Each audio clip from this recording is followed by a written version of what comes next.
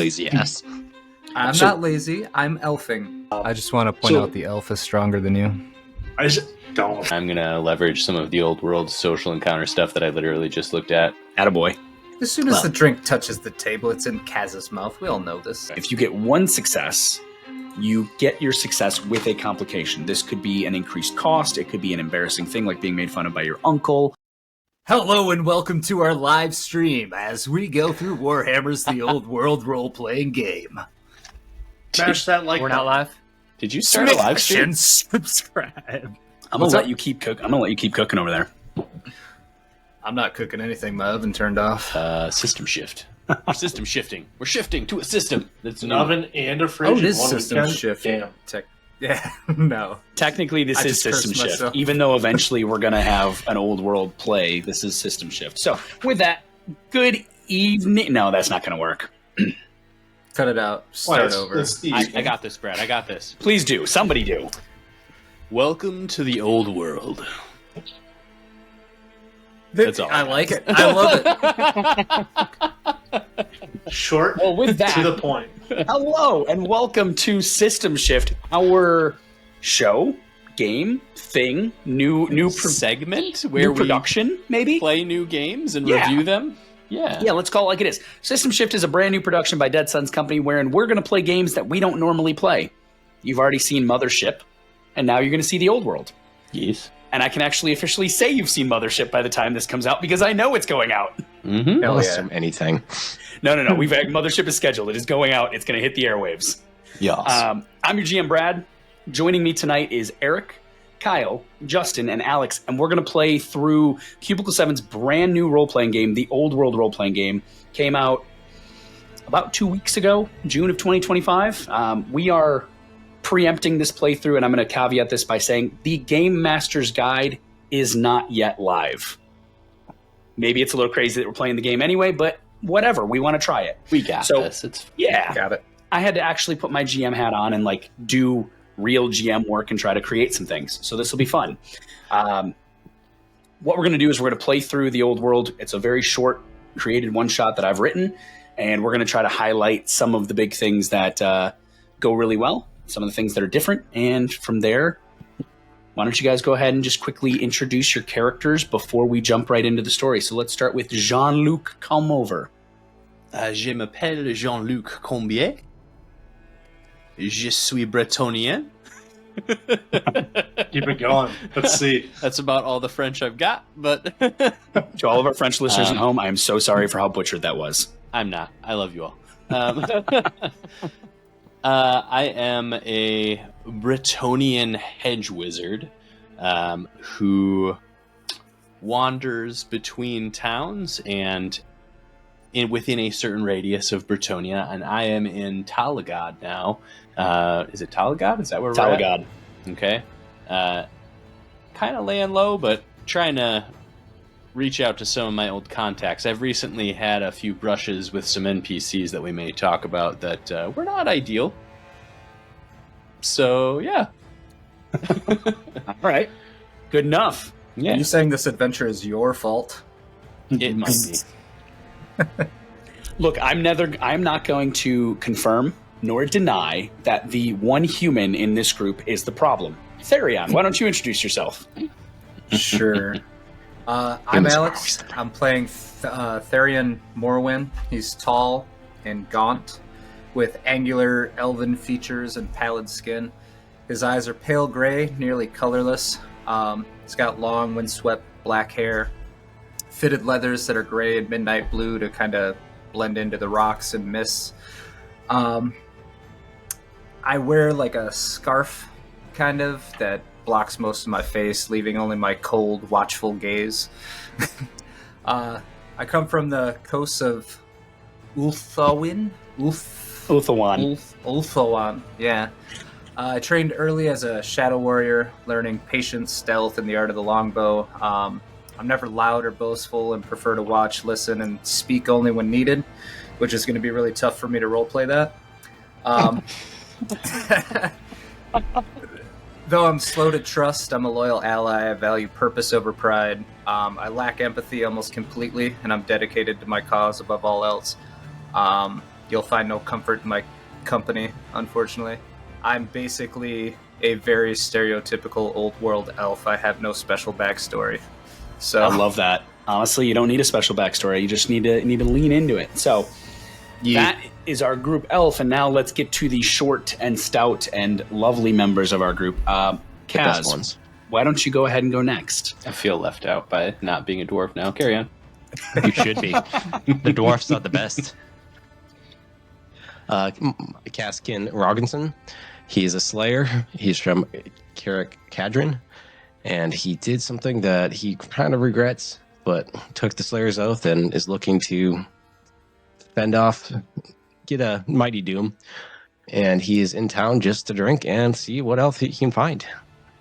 If I do this right, your mighty doom might come tonight. I also want to point out as the GM, for anyone listening along, you have no idea. If you listen to our Enemy in Shadows playthrough, our Enemy Within playthrough, you have no idea how many times Erik has said, I really want a Slayer. So now he has one. I love And that brings us to last but not least. Kyle, tell us about Snorik. Yeah, Snorik is a stout brewguard with skin as red as his beard. And he is working under his uncle, the proprietor of the Frothing Anvil, which I'm sure we'll hear a lot about here shortly. His uncle Borgrin is teaching him everything he knows about how to brew and how to protect his brew. I love it. All right, folks. Well, with that, let's dive into tonight's playthrough of a game we like to call the Stolen Keg. So, we open, ironically enough, Snorik, great lead-in, on the Frothing Anvil. More so than that, let's talk a little bit about Talagaad very quickly, just so you guys get a scope. Talagaad is outside of the city of Talabheim. Talabheim is built in a crater from a meteor that crashed into the earth long ago. But Talagaad sits just outside of this. And it is a dismal, dreary port of a dubious reputation. If you can imagine somebody talking about Tatooine, I feel like that's pretty fitting. Talagod sprawls across the Talabek River, the two ends of the city connected by an ancient stone bridge called the Wizard's Crossing, which also serves as part of the main road called the Old Forest Road that feeds into Talabheim. Talagod in and of itself consists of the north side and the south side, with the northern docks being significantly in better shape than the southern docks. The streets of Talagod are muddy, run down, pitted and cratered with cart tracks that pool with fetid water, and it's filled with merchants, laborers, ne'er-do-wells, smugglers, hunters, sellswords, fishers, and enough thieves to test the endurance of even the most dedicated hangman. In addition to the members of the empire of that province called Talabheim, Talabekland, you also have Kislevites from the north. Thick, mustachioed individuals who Many individuals. Yeah, Kislev, just for you guys, Kislev is very, very heavily leaned on like old school Russia kind of. It's got that kind of like steppe vibe. I personally love Kislev. It was how I got into Warhammer in the first place. But more so than that, as you look at Talagod, it's the docks that matter. The docks are never quiet. The honest trade of the day might end at sunset, but the dishonest trade that keeps the city alive goes all through the night. Every morning sees the docks washed over with people looking for work or people coming back from jobs they don't want to talk about. For some reason, each of the four of you have made Talagod your home, whether for an extended period of time, like Snorik, or maybe for a shorter period of time. Kaz, Therian, Jean-Luc, not really sure. The quick fourth wall caveat, the old world is really predicated on you guys being a part of a community. That's part of why we have those contacts, part of why you have those ties to the city. This is not the same as WFRP, where I'm going to throw you across all across the empire. We're sitting in a city, and that city matters for a lot of reasons. So as we open on today, it's a warm summer afternoon. The heat of Talagod is oppressive. The feeling of the kind of that thick humidity just exactly, Therion, just pressing into you. It's not like, for you, the cool winds of the northern coast of Ulthuan. Jean-Luc is not like sitting inside of the woods and the wilds of the Reich, where the cool of the shadows help to keep you content even in the hot sun. Kaz, while you're looking for your doom, this is just ridiculously miserable. It's not as hot as a forge, but it's just thicker than any kind of air anybody wants to be dealing with. At least they have dwarven ale. And thicker than a dwarven ale. And Snorik, this is your home. It has been for years. So we open on a squat stone structure built in classic Warhammer Dwarfen architecture. The roof pitches up to a small gabled second story, which most would know is probably just the proprietor's rooms and maybe a room for Snorik. The doors are thick, bonded oak, steel bands running across with dwarfen runes stamped within. To the left of the door, a single sign hangs, and it's nothing but an anvil with a mug of beer foaming over on top of it. One thing that is the same as WFRP, not everybody can read, so visuals are good. Inside, the four of you are at a table. Having been friends for some time, having known each other for some time, this has become a multi-night per week occurrence of gathering to grab ale, or in Kaz's case, maybe it's every night. Yes. Every night. But as we open on today, each of you has a mug in front of you. A stone mug, literally chiseled from mountain stone.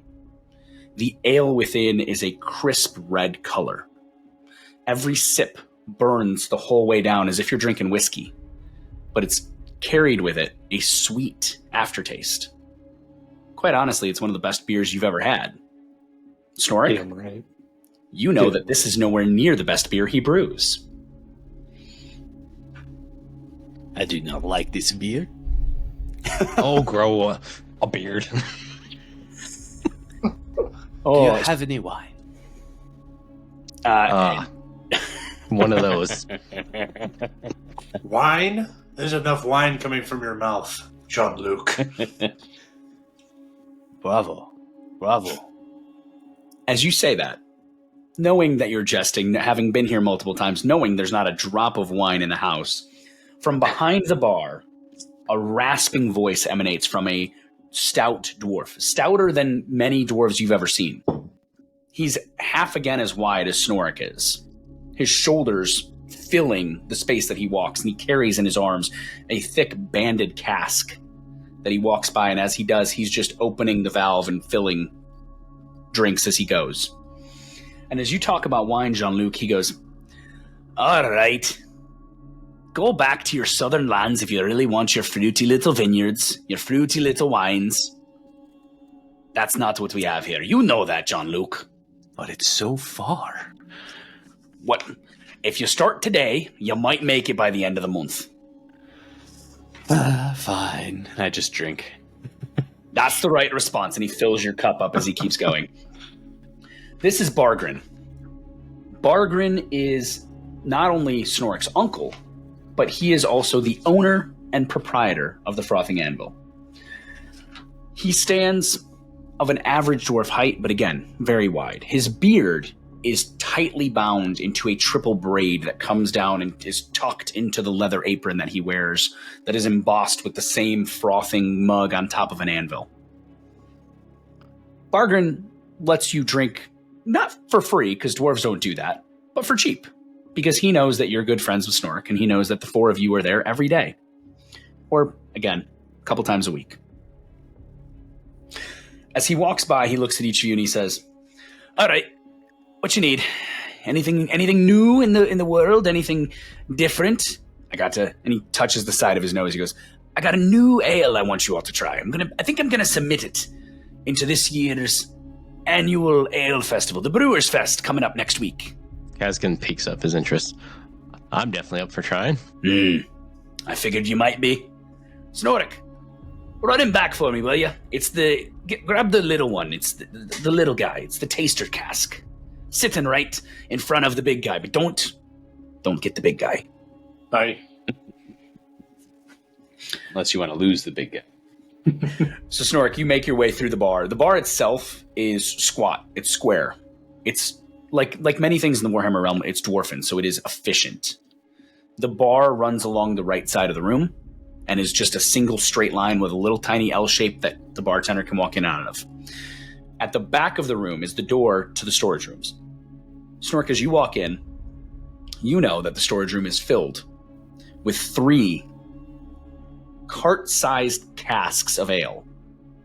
Each of these vats is the size of a carriage, and this is where you grab the ale that comes out to be served for the day. In the back, there's a 4th cask, a cask that your uncle has been working on for 4 years, of dark charred oak, banded in gold, stamped with dwarfen runes on every single band that encases this cask. And in front of it is a small, significantly smaller version of the same cask. Darkened oak, gold banding. You know that's what you're looking for. It's heavier than you would expect. The ale itself seeming to fight you and want to stay attached to the rock plinth that it sits upon. But you manage to pick it up. You walk it back into the room. And as you bring it out, Borgrin goes, I see it didn't give you too much fight. Come on. Let's put it down. And he looks through the room, and in the room outside of the 4 of you, there are about a dozen other patrons. Humans, dwarfs, people that you guys see here on a regular basis. Some are dock workers, some are merchants, some are guilders. You see as Borgrin gets a little glint in his eye, and he goes, Now, everybody come around. Come on. You're only going to get to try this once before the festival. And he pulls out a row of small glasses and pours just a mouthful into each. Push mine over to Kaz and go, not for me. And I itch a red rash on my neck, and I kind of push on my nose, and it's all crooked, and it kind of cracks a little bit. And I go, and I push it back the other direction. No, we don't want to be disrespectful. He clearly worked very hard on immediately this. slams his drink and then takes the other one and savors it a little bit more. Kaz can get to it. So, Jean-Luc, as you kind of push it towards Kaz, you see his Borgrin looks at you and goes, Now, you don't have to. But I will say, this might even tickle your fancy little southern taste buds. If the elf here likes it, you're gonna like it. The tree hugger likes it. What? I have not yet liked it, but I will see. And yes, I do hug trees, little one.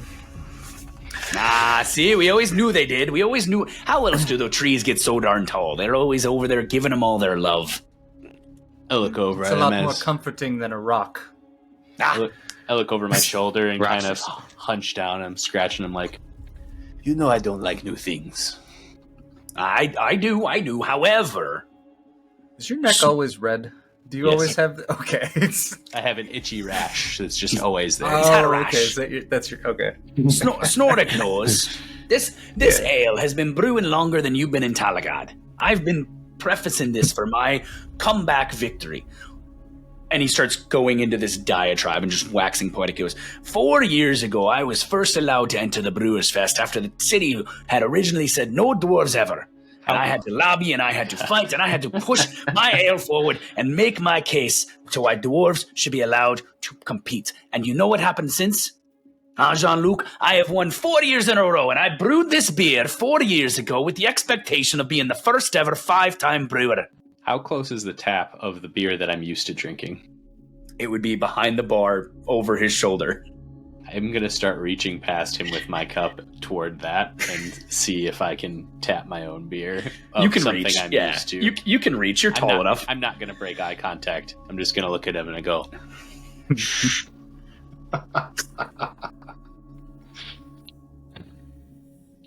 Will you at least try it? Fine. I'm going to sip it. Kaz's going to slap you in the back. Very roughly. I'm going to start choking on the beer I just tried to drink. Can you describe it to me, Brad? What am I tasting right now, man? Each of you taste a beer. What kind of ABV we got? It's dwarfen ale that's been aged for 5 years. This is like borderline liquor. Everclear. It's Could be stronger. Did I just drink a mud stout? So He's stronger. What you Stronger taste, than Everclear? Nah, I'm setting it back down. Therian, even as an elf, what you taste is one of the most magnificent tasting ales you've ever had. Mm-hmm. Now, as an elf, your normal preference, just like Jean-Luc, is probably going to be some kind of a wine or some kind of a floral-y thing. This has notes of floral, notes of, like, it gives you the same kind of a nose and heady feel that a sip of wine would. It gives you that sweet taste chased by a little bit of dry, spice. followed by a little bit of spice. Snorik, Kaz, you get an entirely different taste. It tastes like dwarven whiskey, chased by the smoke of a forge and swallowed down with the heat of a fire. The fire is a home. Far more Jean-Luc. refined palates on a cast. Yes. Jean-Luc, for a second you think you're sipping Bretonnian wine, Nah. and it's chased with a taste of a stallion brandy, and finishes with the burn of dwarven ale that you were afraid of. I'm going to swish it around in my mouth for a second and be like, mmm. And then as that bad aftertaste comes up, I'm going to go, ugh. And I'm going to chug the other one. Borgrin starts laughing. He goes, Good. Haven't lost my touch after all these years. Keep your new stuff to yourself. Well, the goal is to make it a 5-time winner. I'm very excited. And as he says this, the door to the bar slams open.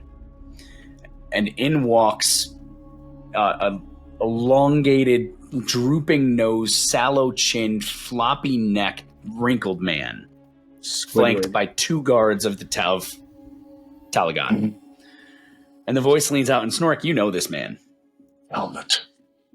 Some of you may have met this. This is Helmet Krasner, the owner and the proprietor of the Inn of Lost Hope, the former brewing champion up until 4 years ago. And a bastard.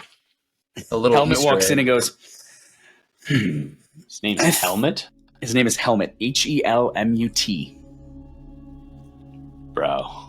You're welcome. I'm going to make fun of this guy so hard. That was absolutely not intended. As he walks in, he takes a deep breath and he goes, well, if I ever get the stench of dwarf out of my nose, it'll be a day too soon. Borgrin, your ale is 2 days overdue. If you can't get it in now, you'll be banned from showing off your exhibition for the Ale Festival next week. It's that simple. I brought the guards. It's not just me. It's headgear or... It's Helmet, Get your head on your ass. Helmet Krasner. Crasstack? What? He kind of just does a brass tack. little motion like this to you. He's wearing like a very tattered suit, full waistcoat, like tweed and everything. Ah, helmet tool bag. My bad. Oh, no. I think it was headgear Aztac. Head up ass. No. Astor? Torn ass? Borgrin, shut your fools up. And Borgrin just goes, now, boys, now. I appreciate the support, but good old Helmet here just got hit on the head a few too many times as a child and has to take the ale whenever he can. Don't you, Helmet? Helmet just kind of frowns. Hit on the head too many times. Maybe he should have been wearing his helmet. If He you looks say at- that out loud, Kaz literally spits out. He starts laughing hilariously. Helmet looks at all of you, and he goes, Yes. Quite funny. Quite entertaining. Borgrin, your ale, though, sir. We need to take it down to the storage warehouse and ensure that it is allocated with the others to be ready for the festival in 2 days' time. It's that simple. And Borgrin just goes, well, you know, Helmet, my oldest concern has always been what you do with my ale once you get it in your hands. So here's what we're going to do. I was waiting for my little nephew here, Snorik, to come back. He's a bit of a good man against rogues like yourself who don't seem to know how to keep their hands off others' ale. So what we're going to do is this. Snorik, as the guardian of the brew, of the Frothing Anvil, you are to accompany this keg and ensure that nothing happens to it tonight and tomorrow. And in the meantime, the three of you can either help him, and I'll throw a coin your way, and by that I mean I'll forgive your debts for your drinking habits, or You can stay here and keep drinking and pay your tabs, and I'll actually make a couple coins off the three of you. Can I keep drinking if we do it? You can keep drinking if you do it. I'll send you with a to-go cup. It has lights Send up. us with a horn. I'm up for it. All right. Now, Uncle, do you think Kaz should be paid that much more than everybody else? He's got a point. I mean, dwarf law is dwarf law, but equity is equity. You can Talagaad. give it some to them. Snorri, go back. End in his mouth. You know, it's hard for us to even get a drink here with Kaz always grabbing everything on the table. As soon as the drink touches the table, it's in Kaz's mouth. We all know this. It's fine. Well, it should be in your mouth. I mean, Settle. Pause. Yeah, tea. look here, Therian. You're one of the rare elves I actually like enough to let you be in my vicinity and my bar. You better keep it that way. Don't be making fun of Kaz's drinking habit, because dwarf drinking habits are significantly better than elf drinking habits, because we don't do it behind little hiding lies. We just drink our ale straight up like we always do. I don't even know what you're talking about. Sure. I mean, it's fancy talk. He just pats you on the arm there and he goes, your ancestor do. It's okay. All right, on that note, here's what we're going to do. Snorik, going back. Take these two lovely gentlemen there. Not Helmet, he's not allowed him back. He stays out here with me. Get that big cask. It's sitting on its wheels already. Get her loaded up and ready to roll. And on the opposite side, he kind of puts a hand up. He goes, go for the emergency dwarven ale stash. Take the backpack. All right. So Snork, you take these two guards in back. As he promised, the huge keg that is for the tasting and testing is sitting on a cart already. Easy to lever, easy. You just pull a couple blocks and the wheels will roll. And on the opposite wall is a cabinet. And inside that cabinet is your uncle's famed dwarven backpack. It's a keg with straps on it. Awesome. You throw the keg on your back, you grab the handles, you get a little bit of help from the guards. However, we're going to start throwing dice. Ruh-roh. We are going to have your first ever test. So the way this is going to work is twofold. First and foremost, your characteristic that I'm going to have you test against is the number of dice that you can roll. The skill that you need to test against is the number you have to at least tie once to succeed. So what I'm going to have you do is you're going to take a strength toil check because you're trying to haul a big-ass keg of beer. How far is he hauling it? Currently into the bar itself where the three of you are waiting. Lazy ass guards can't help. Wouldn't that be a brawn test then? Because it's not an extended period of endurance-based physicality. I'm calling it toil because to wheel it out and into that room is going to take him a couple minutes. The rules lawyering begins. Let it begin. Well, if it's any consolation, they're the same number for me. So No, it matters. It matters so much. so I have to get at least one. You have to get at least one. So let's do this just because for me, especially since we don't have, for everybody listening home, there's not a Foundry module yet. We are using a Foundry module just to get something on paper. Tell us what your characteristic is. So how many dice you're rolling, what your skill that you have to beat is, and what you did. Okay, so my strength is a 3. Both my brawn and toil are both 3s as well. Nice. I just want to point out the elf is stronger than you. Don't say that to me. Anyway, okay, moving past that. So I threw 3 die. All right, perfect. And one of them is a 3, a 6, and an 8. All right, so you got the one success you need. So we are going to, even in this, we are going to use the complications factor where if you only get one success, it could add a complication. Now, in this case, there's not really a major complication. It just takes you about twice as long as it should to wheel that cart out. And when you walk outside, you see your uncle grinning and laughing, going, oh, perhaps I need to make you carry the weights a bit more. You're getting a little lax in your duties there. Is it too heavy for you, Snorik?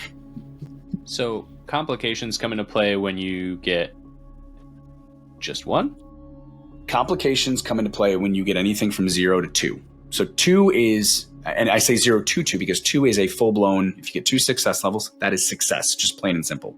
Okay. If you get 1 success, you get your success with a complication. This could be an increased cost. It could be an embarrassing thing like being made fun of by your uncle or other things along those lines.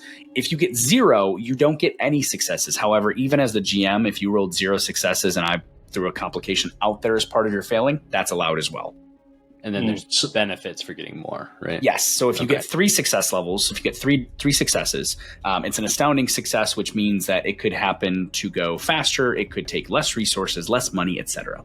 Cool. So Brad leaned into embarrassment for me when I could have gotten impressiveness. You know what? You should have rolled more than 1 success. But you do manage to wheel that card out there, even as Bargain's kind of heckling you. You're around a bunch of drunk people in a tavern trying to do something. Like you're going to get made fun of. And I'm the nephew. It's true. You are the nephew. So as you wheel it into the main room, though, Bargain walks over and he goes behind the barn. You see as he grabs a small piece of iron and he holds it into the fire and he goes, nah, hang on. Just to make sure the good old helmet doesn't try anything spectacularly foolish, he pulls this iron out and he brands right above where the pour spout would go. So he brands right over the cork and cask where it's capped off. And he goes, this way, if that's not exactly where it's supposed to be, we're gonna know. So helmet, you better leave my ale alone and lose like the gracious human you are. You're a great manling, you're a good brewer, but you're a shitty loser. The old Warhammer, do not consume if seal is tampered with. Exactly right. So as that all comes together, you see as he looks and he goes, looks at your backpack. I would have gone for the other one, but that's a fat enough. But all right, mugs for each of you. Go on. You're going to take this gentleman down. They're going to walk you down to... Helmet, where the hell are you storing my ale anyway? Helmet looks up and goes, it'll be stored in the warehouse by the river, just like everyone else's. All right. Snorrick, just make sure that they tie it down real good. And don't let old Wobble Fingers here walk away with it. Will do. The 2 guards and Helmet start to guide the 4 of you with this giant thing of beer. At this point, I'm gonna guess that at least a couple of you help Snorrick push it because the guards sure as hell are not. You're gonna guess wrong. Oh, I'll help. That's the right elven attitude. Okay. I'm sipping my beverage. 20. All right, so Kaz, what we're going to do is we're going to do another strength check. You, my friend, are going to roll a strength toil test first to help Snorrick. So the way helping works in this game is I make you roll a test. The number of successes that you get gives Snorrick extra dice on his test. So my strength is 4, so I'm going to roll 4 dice, and my toil is 3. All right. 4s for 3s. Let's see it. I'm only helping if he asks specifically. Fair. That's also very Bretonian. Okay, well, that's all right. I rolled a 1, a 3, an 8, and a 7. All right, so 2 successes. So Snorrick, now take your strength toil, and instead of rolling 3 dice, you're going to roll 5. Yeah, we need pools of D10 here. We need pools of D10. Yeah. Now, one thing to call out as he does this is you can't normally get more dice than twice your characteristic. So even if Kaz had gotten 3 successes, that would just cap Snorrick. Okay, Brad, I want you to take away the embarrassment and go to impressiveness because I just got a 3, a 3, a 3, a 0, which is a 10, but a 3, so that's 4. I'm going to throw this out there into the universe. You need to be rolling physical dice in every game we play moving forward. We've proven that that's not good. And he was playing physical dice when Velas died, but carry on. Yeah. Shit, I forgot about that. That doesn't work. Too soon. My first dwarf. Too soon. It's only been, 5, 6 years? It still hurts, Brad. It should. Okay, so maybe the words of your uncle embarrassed you enough. Maybe the fact that Helmet is there, like, kind of just making sidelong comments and being a complete and utter ass, or maybe just the fact that you want to just prove a point. But with the help of Kaz, you guys grab the handles of this cart, and in record time, you make it to the warehouse. What should have been a 30-minute walk, you guys do in about 12 minutes flat. Jean-Luc and Therion, they don't even ask for your help. You guys are too busy trying to basically jog to keep up as the 2 dwarves are running the ale along. It was actually my really great supervision and guidance that I gave to them. Yes. Had I not been there, it would have taken twice as long, but luckily they listened to my instruction and it was great. I'm noticing a trend with all of Alex's characters.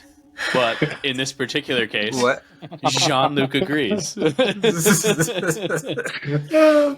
Did you see that? We put that together. Yes, you and I. Cheers. I'm going to give Kaz a hearty pat on the back, thanking him for his efforts. I will accept it, and then he's going to look over at Jean-Luc and Therion and be like, yeah, you really helped out there, too, you boys. I admire your You're brawn welcome. and grit. We are the brains. Cheers you are. again. So, as the four of you come up on this warehouse, it is a wide, squat, single-story building. Slightly peaked roof, huge double doors that sit currently wide open in front of you. You can wheel the cart inside, and Helmet and the guards kind of actually guide you to essentially what looks like a horse stall that you can wheel the cart into and secure it. Before we go to that one, is there any other open ones that seem more secure? I tell you what, let's look at your lores and see what you have to see if you can figure that out naturally. Otherwise, I'm going to make you throw dice. So you've got the lore of Dwarven Mountain. Empire and Reichland Okay. and Dwarf Mountain Rolls. You don't have the right lores, but Jean-Luc does with farming. How do you have the lore of? Oh, you're Bretonnian. Lore of farming. I'm also a read and hedge write. wizard, but carry on. Truth. So as you, Snork, as you're kind of looking around, Jean-Luc, you see as he's looking around trying to assess if there's a better stall, and having some knowledge of farming and animal ownership and husbandry, et cetera, et cetera. The stall that they're going to put you in is barely wide enough for the cart. There's a much larger stall that would be significantly easier to get the cart in without risking damaging the goods, not too far down the way. And who is this trying to put us in a stall? Helmet and the two guards. I will I go. don't trust them. Headgear. This will not do. That one. Well, this is the stall that has been allocated for Lord Borgrin. Bureaucracy. That one. Go ahead and all right, Jean-Luc, give me a fellowship charm. And he's going to it's too late. He's going to oppose you. So, I'm going to roll 3 die and I have to get a 2 or less. So charm. Okay. It'll be fun. I have a 2 in fellowship. I have a 2 in charm. And both of mine are 7s. Okay. Hey, Brad, before that Sir. happens, Yeah. I'm just gonna stiffen up my back next to John Okay. and put my arms up like this and kind of peer down my nose at him, slightly menacing. Okay. Give me a fellowship leadership check to help Jean-Luc and maybe give him a couple extra dice here real Okay. quick. My fellowship is 4. My leadership is 2. I love the sound of a lot of dice hitting a tower. And that's a 2, a 1, a 9, and a 5. So Okay. 2 successes. Jean-Luc, throw 2 more dice, my friend. You need 1. It's a 7 and an 8. You're welcome. All right, with 3 7s and an 8. However, Damn it.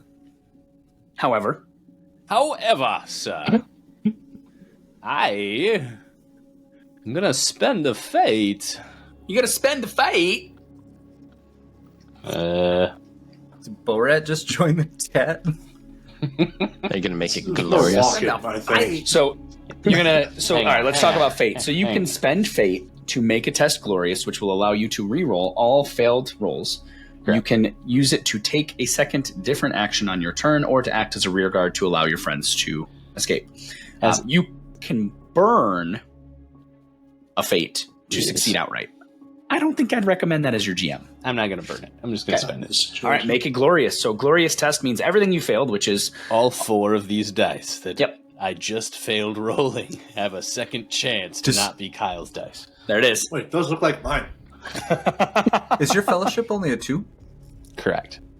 Barf. Okay, yeah. Okay, I got a 10. Easy pointy I ears. got a 4. Okay. I got a 7. Okay. And I got a 1. All right. So you got 2 successes because the 10 is a 1. Wait, a 10 is a 1? Oh, you're not rolling a percentile die where you rolled a 0. You rolled a literal 10. Yeah. Right. Sorry, never mind. You have 1 I success. have 1 success.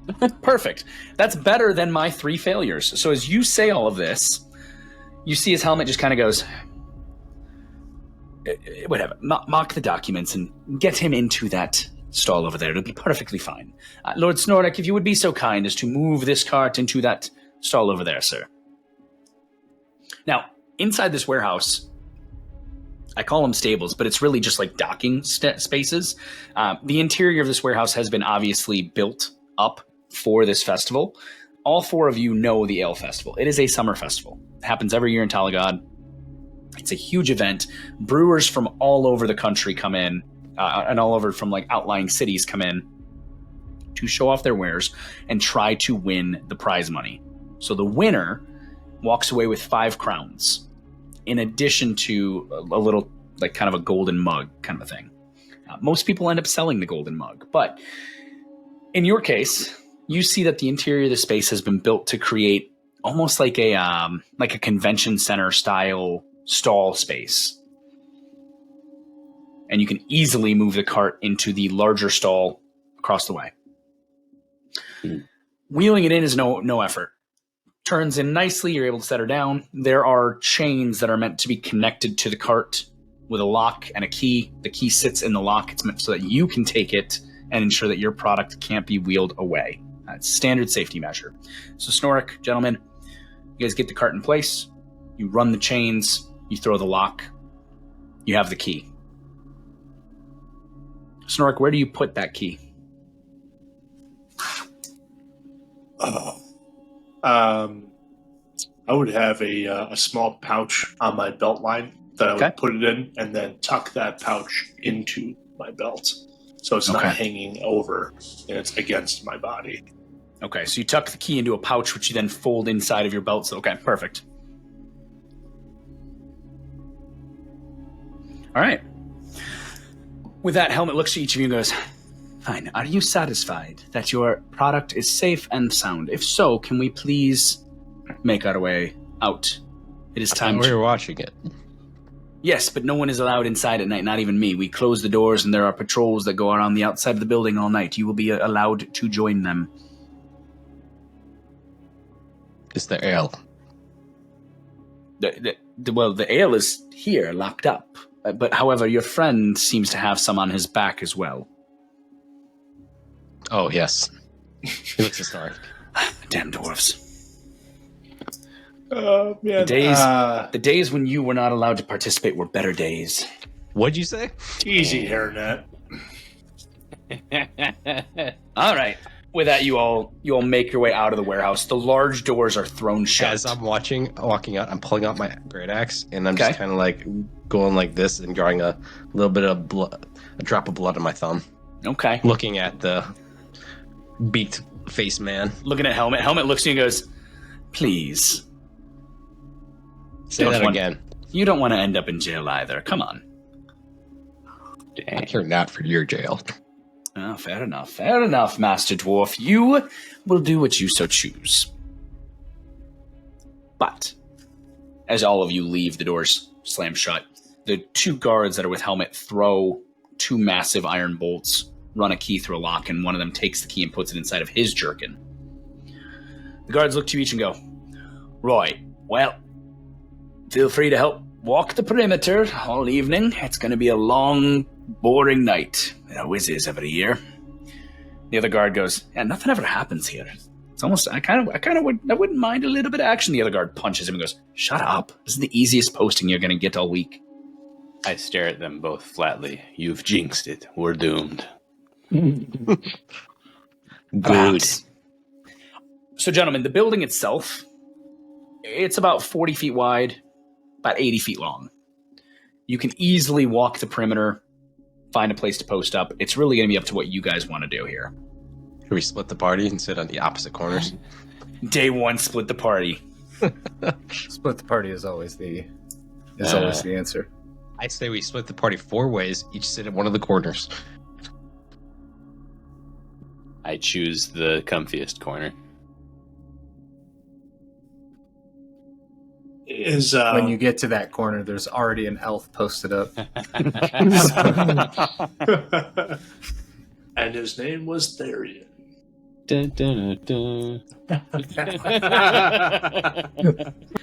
Hell yeah. Oh, man. Yeah, I suppose we'll take one of the corners. Is there, I'd like to have like a sight line down the wall that I know our cart is on. So your cart would be, the doors face west. Your cart would be on the southern wall. Okay. I'd like to, whatever corner I'm on would be on that southern side. Okay.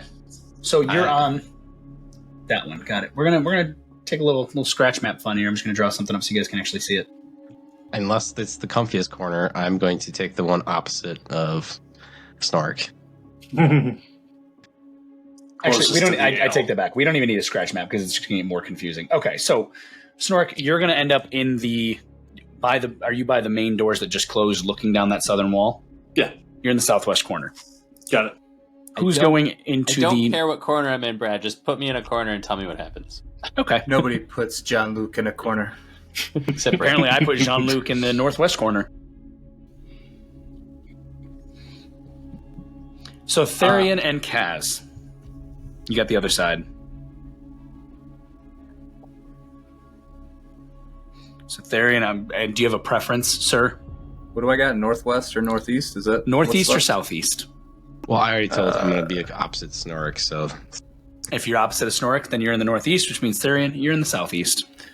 Oh, whatever. Okay. Here's what I need all of you to do. I would like each of you to roll for me a initiative test, which is going to be awareness. Oh, boy. Need an awareness test? I need an awareness test. You're standing guard all night. My initiative is 2. My awareness is 2. Nice. Let's see it. All right. I'm a 3 and a 2. 3 and 3. I'm actually pretty good at this. Oh, I have damn. 4 initiative and 3 awareness. Okay. I rolled a 4 and a 2, so 1. So Kaz, 1 success. I rolled a 1, an 8, and a 4, which would be 1 success. Snork, 1 success. Okay. 7, 6, and 5. No success. Therian, nothing. This is so below me. I got a 9, a 7, a 4, and a 1, so 1 success. Okay. Oh, so hang on, that 4 is all... No, never mind, that's a 3. Never mind. Just 1 success. I confused the two. I mean, hey, that's easy to do. So, the 4 of you each take up a post in your corner. Kaz, opposite of Snork, you can look at the other door to the warehouse. A door that is also chained, locked, bolted. The 2 guards are doing rounds around the 2 of you. Around the 4 of you. The 2 guards walking together. One holding a torch, one holding just a spear and a shield. Are they taking it pretty serious, or are they like grab ass on each other? They're definitely grab-assing a little bit. Yeah, every time they walk past me, I'm just going to remind them, this is a serious duty, let's get it together. And as you do, they're always just like, yes, of course, sir, of course. And in your vision, they seem to pick up, but as they get a little bit further away, they go back to grab-assing. There is still some respect for elves here. However, Jean-Luc, Snork, Kaz with 1 success each. Kaz, as you watch the guards, every time they go past, they grab the chains and they give them a little wiggle. And they check. And they seem good. And they come back, Snork, you see as they grab the chains on your door and they shake them. And they do this for over 2 hours. Falling it now, it's Ratman. It's what? It's Ratman? They're coming from They below. don't exist in this They're place. coming from below. As the 4 of you watch each of your corners. It's Nurgle. Carry on. It's always Nurgle. It is almost always Nurgle if it's me. Jean-Luc and Kaz, from your positions, you see as an individual, and with 1 success level, the complication is it takes you a second for your brain to process what you're seeing in the dark of night. The guard goes by with the torch, killing your night vision for a half a second. And as he turns the corner to keep walking, you both seem to look and realize that there's someone who's running across the muddy alley and has climbed up and into one of the windows of the warehouse, scrambling their feet up the side of the building to push themselves up and in. I'm going to start hollering like none other. Okay. Intruder! You holler and you say that, and the 2 guards look to you and they go, what do you mean? I haul out my ass towards them, pointing at the window he crawled in. Okay. You haul ass towards the window. The guards follow, both in lockstep, taking your call fairly seriously. I'm going to tell them to go run to go into the doors. I got this window. All right, so as you As you run over to the window, they see the muddy footprints kind of crawling up the wall, and they go, "Oh no!" And they start running. They're making their way around towards the main gates where they have the key. And Snorik, Jean-Luc, you see as they turn the corner at a full sprint, the guard pulling the key from his neck, going, "There seems to be someone inside." He starts trying to fiddle with the lock, and he's like panicking and nervous and misses it twice and just goes, I'm climbing up to see if I can get in the window. Okay. Are there any other windows around the outside? Each side has about 3 windows. Okay. I'm going to call over to, I don't remember who's north and whatever, but I assume Snorik and Therian can hear us. So Snorik is here. Mm-hmm. You, Jean-Luc, are right here. Kaz is right here, who is now here trying to climb in the window. Sure. I'm going to raise the alarm with the other two and just make sure we're watching all the exits. Perfect. I'll draw my bow. Do I see? There's a window on this side, I would assume. There's 3 windows on each side. Perfect mirrors of each other. I'm going to take a step towards, I'm assuming there's other buildings. I'm going to crouch to a corner of another building, and I'm going to draw my bow and just watch these windows. Yeah, so you kind of like cross the alley and like lean into the shadows and watch. That would give you a position to watch the door and the windows, absolutely. That's what I would like. Okay. So as you're watching the door and the windows... And I'll shout over to Snorik, just... I'll be here. Okay. Make sure he knows where I am. Lazy ass. I'm not lazy. I'm elfing. He's elfing. Lazy ass. I'm elfing. So, Therian, as you step back into those shadows, draw your bow. Snorik, you see the guards opening the locks and trying to get the door in front of you. That's the main door wide open. Jean-Luc, you see the same thing, and you also see Kaz trying to climb into a window. This is going to be interesting. This is not an easy window for a dwarf to grab, so I'd like for you to describe to me how you're intending to try to grasp this window. Just a jump and a grab and hoping you jump high enough, or basically, yeah. It's going to be the funniest looking thing that Jean-Luc has ever seen. I tell you what, like a hook. Like I'm going to be running. Yeah. It's a great idea. All right. You want like you're going to use your axe like a yeah. I have one thing on me basically, and that is my axe. So gives him some extra reach. Okay, oh, yeah. I'm going to allow this because this is nice hilarious. This is hilarious. Yeah, that way. It's awesome. Here's what I want you to do. Normally, this would be athletics. I'm going to guess, knowing you, that your weapon skill melee is probably a better skill. yes, So I'm going to allow you to use your weapon skill melee to basically try to attack the wall and hold onto it with the tip of the hooked tip of your axe. sounds good. See, this is the kind of DM fuckery we like to see, Brad. Yep. I'm assuming does the great axe lose the 1d on this as well? Yes, yeah, you're not going to get the benefit of the great axe for this. All right, so I have a 4 in weapon skill and a 4 in melee, but because I have a great axe, it gets 1d less. So Yep. oh, nice 1, 3, and 10. So 2 successes. Okay, well, that means you do it. So, Kaz, you rush up and you... your axe shatters the window, the glass spraying around you as you've carved through the frame of the window. You just tried to axe stone, which doesn't work very well, and the hooked end of your axe doesn't really like to stick. But what it does stick into with 2 success levels is the window frame. Perfectly. So your axe has caught the top and bottom of the frame of the window that you just cleaved through, and you can two-handed haul yourself up. And as you do, you reach the window. We'll come right back to you. Jean-Luc and Snorik, at your door. The chains are starting to pull off. The levers are being thrown to get the doors open. I am like up in it, by the way. Like I'm not standing back. Like I'm right behind them. Perfect. Therian, at your door, you see as 2 people, not seeing you, have rushed the chains, and one is pulling a key out and unlocking them.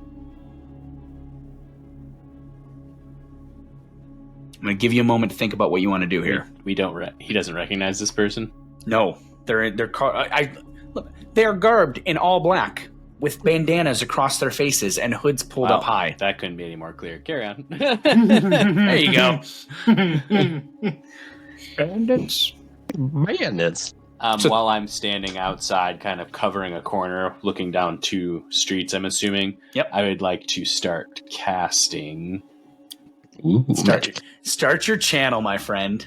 I'm going to start to cast Fireball. oh boy. Fireball. Okay, so keep in mind with this, You don't have to tell me what you're trying to barn full of cast. alcohol. Just tell me you're going to start channeling the winds, and then when you get to a point that you want to use the winds to cast, you just tell me what you're casting. Okay. It is kind of I'm nice. just trying to be transparent. No, I like Magic it. But the nice thing about the mechanics here is that you don't have to pick a spell. You just say, I'm going to start channeling, and then the minute you get the power level you want, you can you can grab change any it. spell at that point. Yeah, you can do whatever you I'm want. going to start channeling because that actually helps me because I might choose a different spell by the time. That's this exactly goes why I off, want you to so- know this. Yeah. So the nice thing about the magic system in this game is it's not as restrictive as like D&D, where it's like, I'm going to cast this one spell. Great. You just start absorbing power, and when you're comfortable with it and you have what you need, you can just tell me, I'm going to cast this spell because I can. Magic in Warhammer freaks me out, though. Magic and Warhammer should freak everyone out, especially right now because we are 40 years before the colleges of magic. Magic and Warhammer is amazing. Shut up. I do have a question though. So I know generally ale isn't flammable, but you're talking about it like it's whiskey, Everclear type alcohol content. It's dwarfen ale. Is It is this a little flammable? flammable. It's a little flammable. Okay. This is a powder keg waiting to explode. Yes. Yeah. Now, Therian, I'm cutting back to you, though. Two guys in your vision have rushed up to a door and a lock and are pulling a key out and starting to unlock it. What do you want to do with your drawn bow while you're in the shadows? And they very obviously don't see you. Well, you know what I want to do. Tell me. Nothing. So anyway, I start So blasting. I walk away. Yeah. I just go find a tree to hug. Yeah, I'm. Do it. If they're in my sight, Yep. I know they have no business going in this. They're obviously bandits. Yeah, I'm gonna fire on them. Make our first attack roll of the night. Give me a ballistic skill shoot test, please. And because I will give you this, because you're not seen, I will let you add an additional die to your roll. Nice. My ballistic skill is a 3, so I'm gonna roll 4 dice with the +1, Nice. and my shooting is a 4. That's good. 3, 2, 6, 9. Okay, so you have 2 success levels. So looking at your bow, do you have a longbow or a short bow? I have a longbow. What's the damage of that thing? 4. Plus your 2 success levels, correct? Yeah, and then it also has dice pool. Oh, never mind. That's yeah. Okay, It's just another place where the dice pool is. It confused me for a second. Yeah. So your 6 damage is going to exceed their resilience of 4, which means you will wound. They're a minion level creature. Welcome to Warhammer: The Old World. They die. Death. This is going to be fast. So you knock an arrow, you fire it as the guy is unlocking the door. His partner, who's kind of helping him and starting to pull the chains, arrow, where do you want it to go? Tell me how you want this to happen. I want it to go straight into his neck, and as he slumps down to die very quickly, I'm just going to shout out, "If you don't want the fate of him, I suggest you stand where you are." Okay, that is your action. As the arrow, I'm gonna give you a little better. As the arrow hits him in the neck, as he's about to slump forward, you fire with such force with your successes that it goes straight through his neck and is sticking in front of the face of the other guy on the door that he's opening. Yeah. And he looks at it and he goes, "Oh shit! Oh shit! Oh shit!" And he's gonna use his action. So there's different actions you can take during your turn. He's gonna use his action to finish unlocking the key and yank the chains out of the door. I'm just going to shout, "Wrong choice, bitch." Aloud. We're going to come back to you. Snorik and Jean-Luc, the doors are thrown wide open. You see as an individual has started running your cart out the other door. You hear a thunk over the sound of everything else, followed by someone going, "Oh shit, oh shit, oh shit." What do you guys want to do? So someone's running the cart right now? Running with the cart away right now. No, he's not, because I rolled enough successes on my first cast to do. What are you going to do? Is our beer on the cart first of all? The cart is the beer. So the beer is on the cart itself that's being run. The guy has the same handle that Snorik and Kaz were grabbing. He's got it, and he's running at full tilt towards the doors. Okay, but he's not at the door yet. Which doors? South, like. So you guys, Jean-Luc and Snorik were at the west doors. These would be the east doors. Kaz, you're halfway between them. Currently, at this point, cresting the window. Okay. So it's the opposite door from them. Yes, it'd be to your left. I am going to cast Curse of Cowardly Flight. Ooh, what does this do? So you reach into the minds of your enemies, tapping into their fears and causing them to feel as though death is close at hand. Enemies in the target zone must immediately give ground if they can. Additionally, they must make a willpower test. If they do not score at least as many successes as the spell's potency, they gain the broken condition. Okay. It is instant, it is long range, and it targets a zone, and it only targets my enemies. Long range is good because they are 2 zones away, so that's perfect. It will target him perfectly. What was your potency? So for everybody listening along, with casting in this game, potency is pretty cool. Nice. It was 3. So potency is based on the number of successes of your prior channeling roll. Did you roll any 9s? No. Okay. My willpower is 4, and my reason is also 4, so I just got 3 successes. Okay. So the potency of 3, so he has to test give ground, which that makes sense. He's running away from you already. That is giving ground in this case. But he has to test his willpower versus your potency. Mm-hmm. I can't and if I fail, it's what again? You gain the broken condition. He can't even succeed because I can only roll 2 dice and you have 3 successes. Well, then his ass is broken. Okay. Broken. So let's talk through the broken condition because this is pretty important. So one of the big things in this game is that the majority of things that are negative are the conditions. And Erik and I have talked about this pretty extensively. As you get wounded, you're going to have additional conditions that kind of crop up. When you're broken, you must spend your turn moving to a zone without an enemy as fast as possible, undertaking maneuvers if necessary. Once you're in a zone without an enemy, you may attempt to recover. The removal of the broken condition is a willpower test to find your courage, or another character's leadership to restore your discipline. The great news about him being broken, he looks over his shoulder, Jean-Luc, and what do you look like when you cast this off? So normally I'm pretty hunched down and kind of covered in cloth that is all green and covered in leaves and furs and stuff, so I can kind of hide in the bush if I feel like it. I'm kind of brown-haired and haggard with a beard, but I stand up really tall. I make the Gandalf stance with my staff, and I thrust it at the ground as a wave of white light just kind of shoots out, and all my hair kind of billows up over my... Based on your description, I think you're more Radagast than... He's definitely more Radagast. I said I took the Gandalf stance, not the Gandalf appearance. So both of the guards next to you like go, witch. All right. Thou shall not pass. You shall not take our ale. The individual is broken. You shall shit your pants. And make him shit his I pants. cast tungsten ballsack. So the way things work in this game, just FYI, when it comes to combat, which we're going to start calling this combat at this point, you all go first. So Therian went first. Then we jumped over to Jean-Luc and Snorik. Now we're going to jump to Kaz. Kaz, you had used your action to scramble up onto a windowsill. You were on said windowsill. You're about... To be fair, I don't want to mess this up, but Bro did take an action to continue unlocking that after I shot him and his friend in the neck. Correct. I jumped him in there because none of these guys could do anything about that. All good. So, Kaz, you are up, though. You are about 8 feet off the ground right now. This is not WFRP. Don't worry. Okay. Okay. What are you doing? I'm the hauling individual ass on the individual on the cart is a full zone away from you. I'm hauling ass and charging at him and jumping from this floor down to that floor to swing down with my great axe. Okay. You're just leaping off the window at him? Yeah. Fuck it. Full on. Sweet. Jumping. All right. We're going to say that your charge is you jumping off the window into his adjacent zone, putting you in melee with him. Roll an attack roll with an additional die for charging.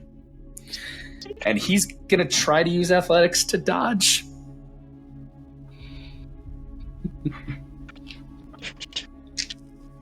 Ooh, that's nice.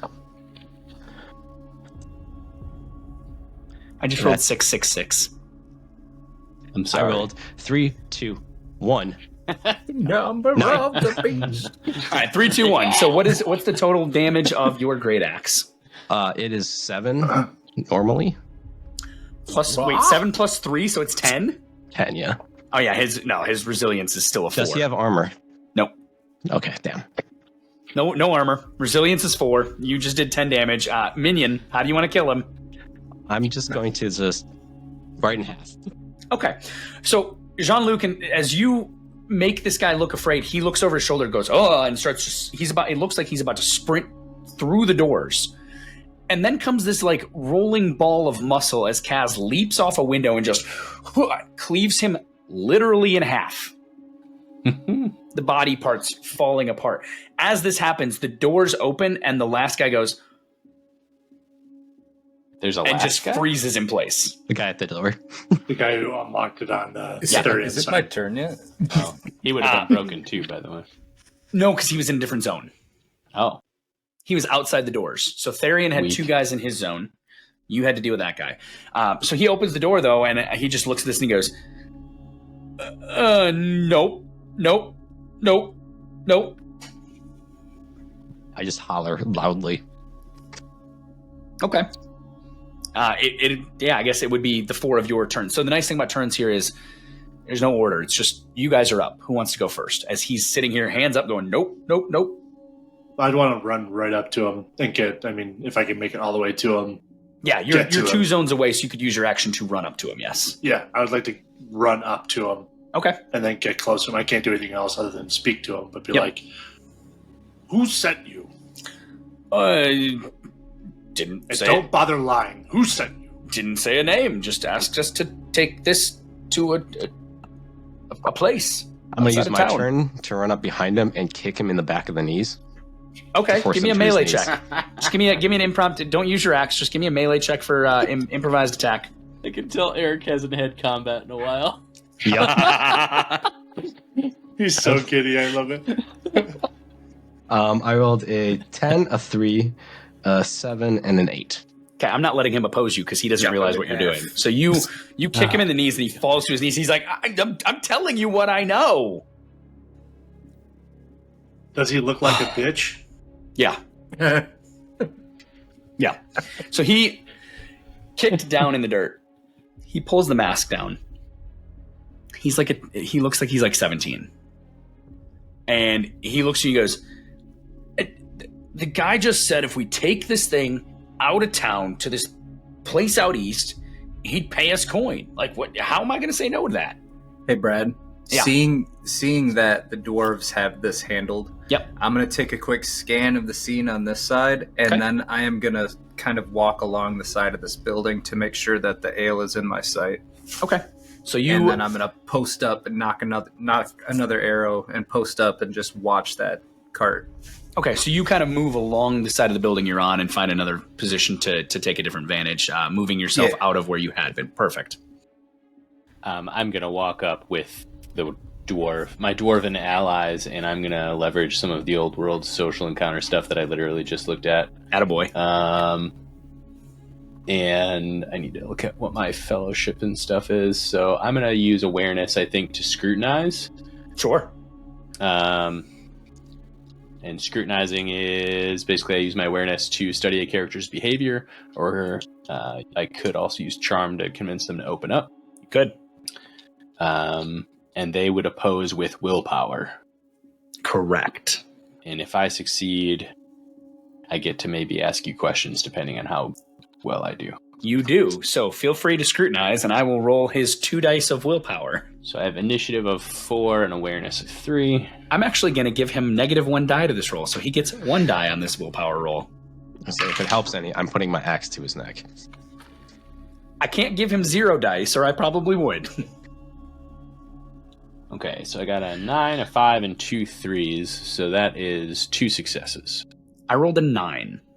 That is a 0 success. So as you scrutinize, again, this being a social interaction, it basically lets you understand the general broad strokes are you can try to identify loyalties, where somebody lies, but also more so if they're telling you like a lie. So it gives me 4 questions I can ask you. Is Yes, what it does. It does. Hit So me. for each success level I have over theirs, Yep. I can ask you one of the questions. You absolutely can. I'm looking at what the questions are, and I'm talking to you about the fact that they exist while I stall and figure out what I'm going to ask. Keep stalling. Keep going.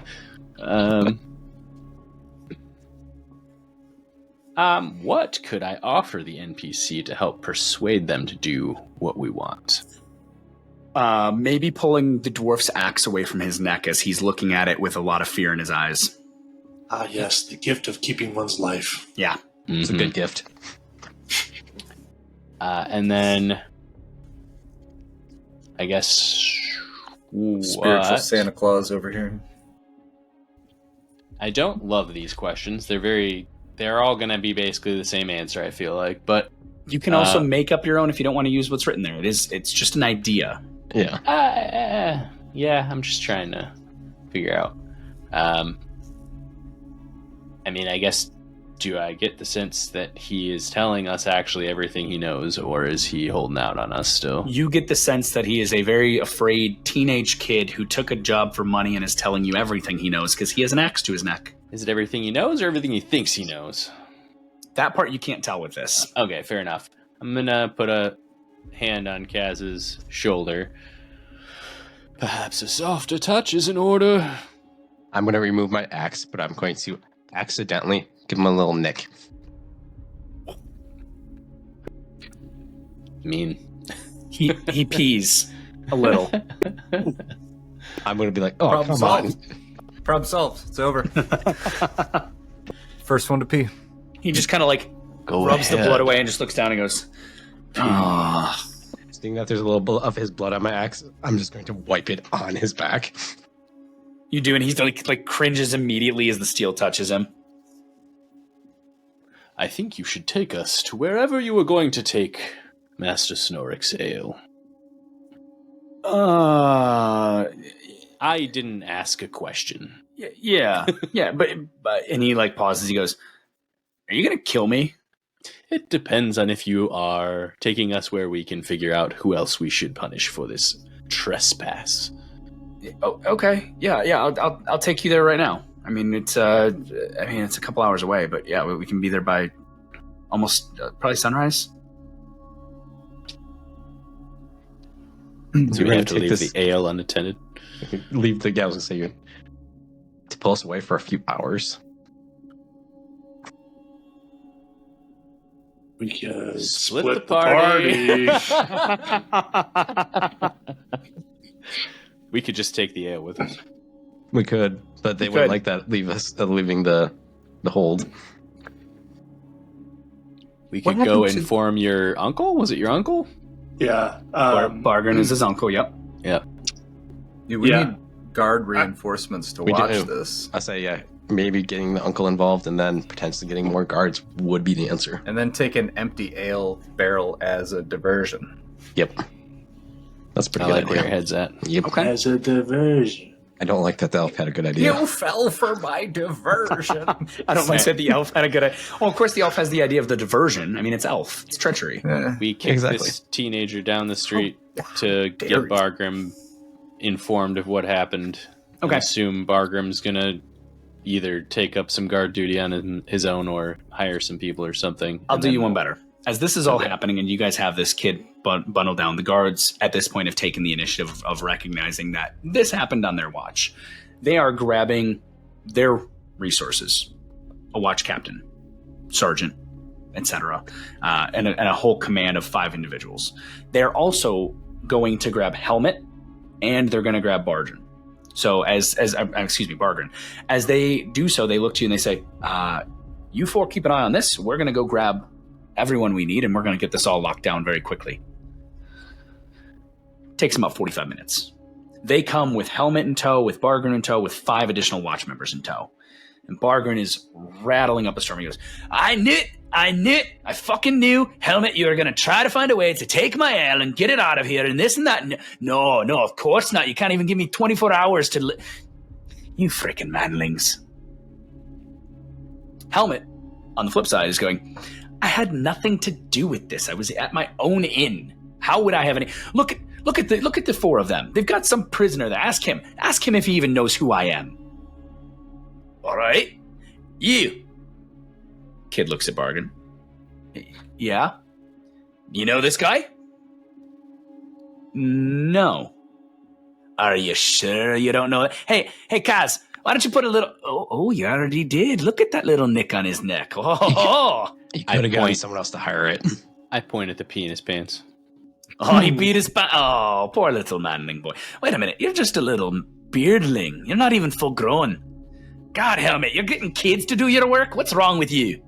I'm going to hold the kid up and be like, he's going to take us to who we actually need to punish for this. Oh, good.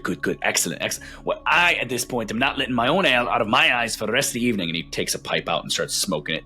And Helmet goes, you can't stay in the warehouse. Neither can I. I would like to see you stop me.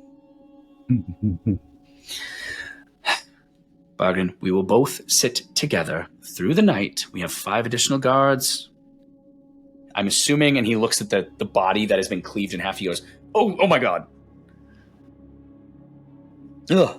And Borgrin just goes, oh, that's a slayer's work right there. Sure is. All right. Well, you 4 go figure out who's trying to steal my ale, and when we find out that it is Helmet, I want his head on a pike. And the guards go, You 4? Have they even seen me yet? No, probably not, actually. I just realized that. As Borgrin says he wants a head on a pike, though, he realized that. He goes, where's the elf? Probably hugging a tree. You whistle, and he looks over to where the whistle is. He goes, just like the elves, always hiding. I would like to mention I killed just as many as you, Kaz. I didn't see it. Just because you didn't see it doesn't mean it didn't happen. As you say that, as you guys are saying this, Borgrin looks down and goes, what? Grabs the body. This one, with the little hole in his neck. Yeah, I'm going to grab the arrow from this. I'm assuming his neck isn't very big. Probably came out the other side. I'm going to pull it out of the neck. Oh, the arrow had gone through his neck and is in the door. Oh, you're right. Yeah, I'm going to pull it out of the door. You do that and they go, all right, elf. I knew I liked you. See, this is why you're the one elf I allow in my tavern. I like you. It's recycling. Oh, the elf can shoot a little twig. That's right. All right, you 4 go figure out how this is tied to this man, and then I'm going to put his head on a pike. And the guards go, again, Borgrin, no, you're not. I might not, but I might make my friend here do it. And he points to you, Cask, and he goes, never mind. You actually would do it. What? I'm not going to do it? What? All right. You provide the pike, I we'll totally be happy to do it. So, the 4 of you, kid in tow, at this point it's like the middle of the night. Are we able to take a diversion keg? Absolutely. Yeah. Okay. Yeah, if you with your plan in motion, Borgrin has brought up basically an old empty keg that he was going to refill and put it onto a different cart for y'all, and he even at this point brought a mule. Sick. So you have a cart with a mule, so you're not carrying the cart of ale. And Borgrin goes, I do like that mule, so try to make sure he comes back. But yeah, figure out who's trying to steal my ale. It's perfect. It's a win-win. Okay. Question for all of you. Are you going to do this in the middle of the night, or do you want to rest? Do we need rest? No, you don't. Do we need? Then Yeah. I'm going in the middle of the night. Okay. As you begin Seems to make like your a way... pressing kind of thing going on here. Look, if I've learned anything in years as your GM, it's that I shouldn't tell you what to do. I should just give you options, Alex. Correct. You're damn right. The 4 of you begin... The 4 of you begin to make your way east. The individual who you still haven't even asked the name of in tow. And quite frankly, you don't need his name. I wasn't going to do that to you, Brad. I assumed you just didn't know his name. It's Rickard. I had all their names written. Is his last name Stark? No, but I did name him after Rickard Stark. As you 4 and Rickard start to make your way into the forest, we'll come back after our midway break and pick it up there. Okay. Gotta Go go feed towards you- the trees with the elf.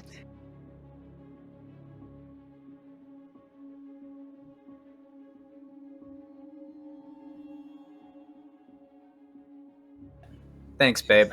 Got you, baby. Oh shit, you're recording. Cut that out. Welcome back Keep it from in. our Keep mid-game it in. break. He's sucking up to the DM. I mean, he did play a brown-nosed character all through Imperium Maledictum. It's only fitting. And it just became Alex now.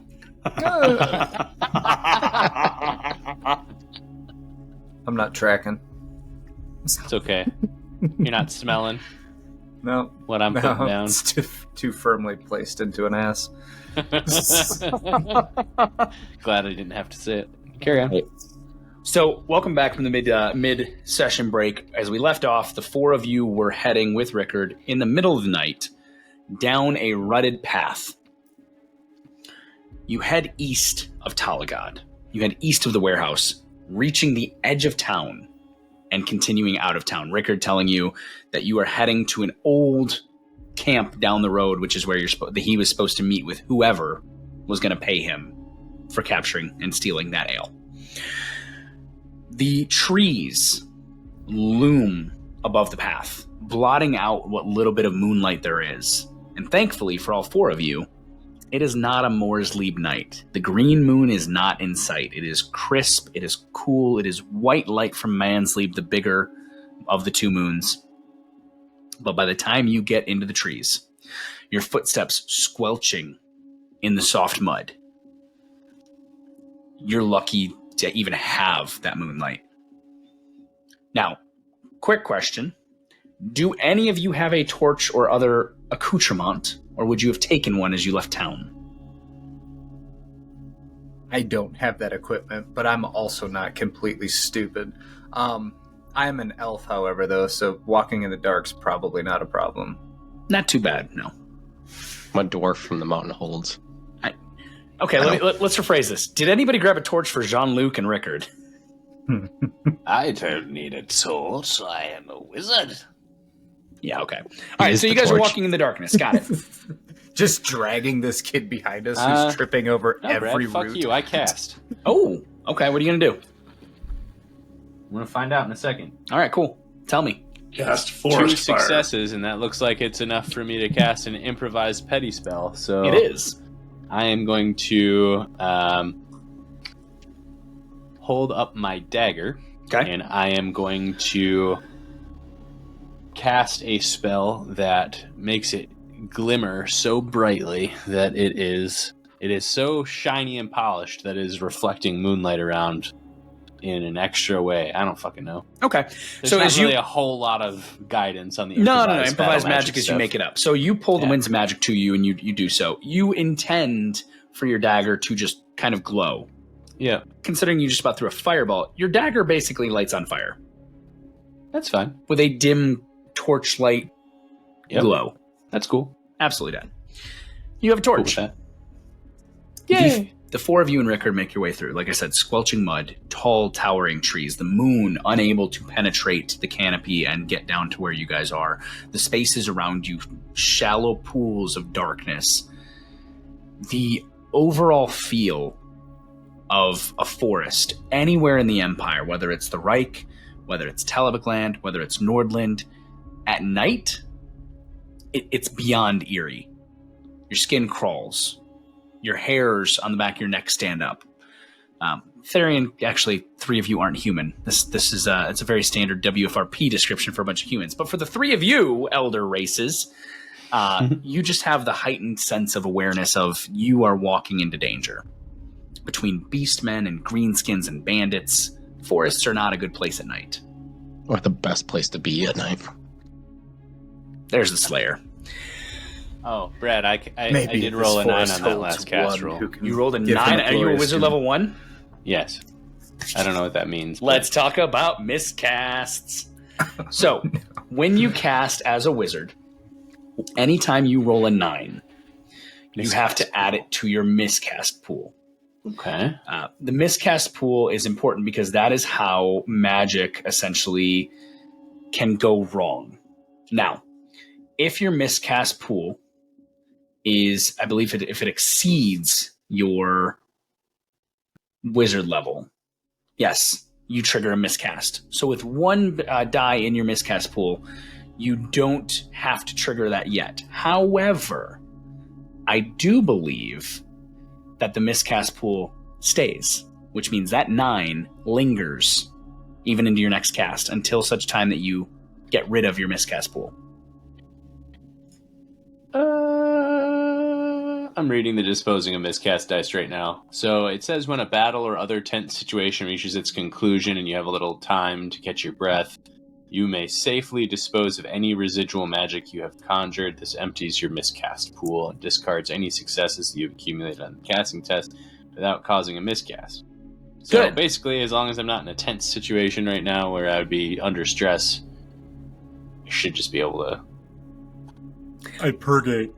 It's literally it's purgation. It is a good play on the Psycho rules from Imperium. Otherwise, I would have to take a recover action. So Jean-Luc, I'm going to ask you: do you think that your character would be stressed out being in the forest in the pitch black at night? If the answer is no, probably, but I'll just take a recover action in that case and reduce my miscast pool by 1. You take a recover action, you reduce your miscast pool.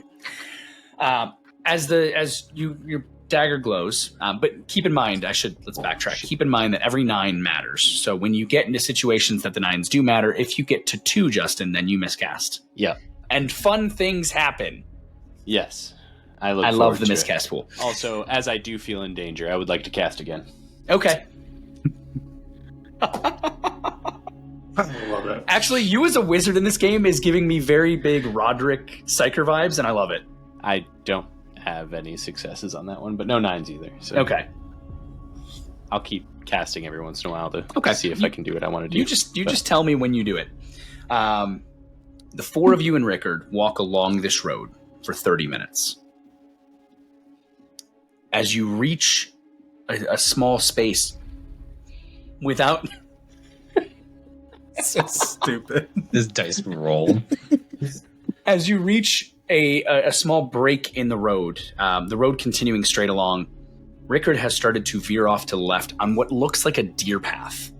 There's some broken branches, and you see, you don't even have to roll for this, y'all can see a little bit of like rutting of an old cart having gone this way once before. But he begins to take you down this smaller, darker, narrower path. Jean-Luc, how did that cast go? I got 1 success so far. Okay. You're just going to continue to channel?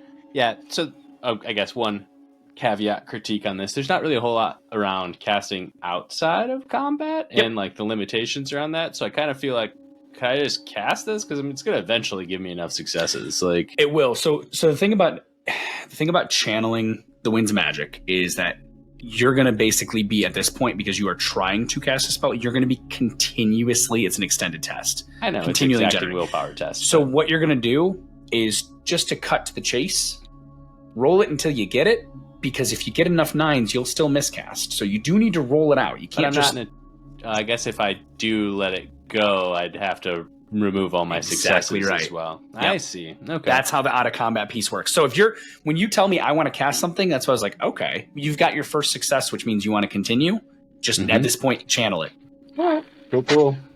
Hey, Brad. Listening. Whilst we are walking, Yes, I'm going to be trying to get as much info from this kid as possible about who hired him. I understand. I don't care his name, but I want to know characteristics about him. You know, tall dude, dwarf, human, whatever. Anything he can tell me.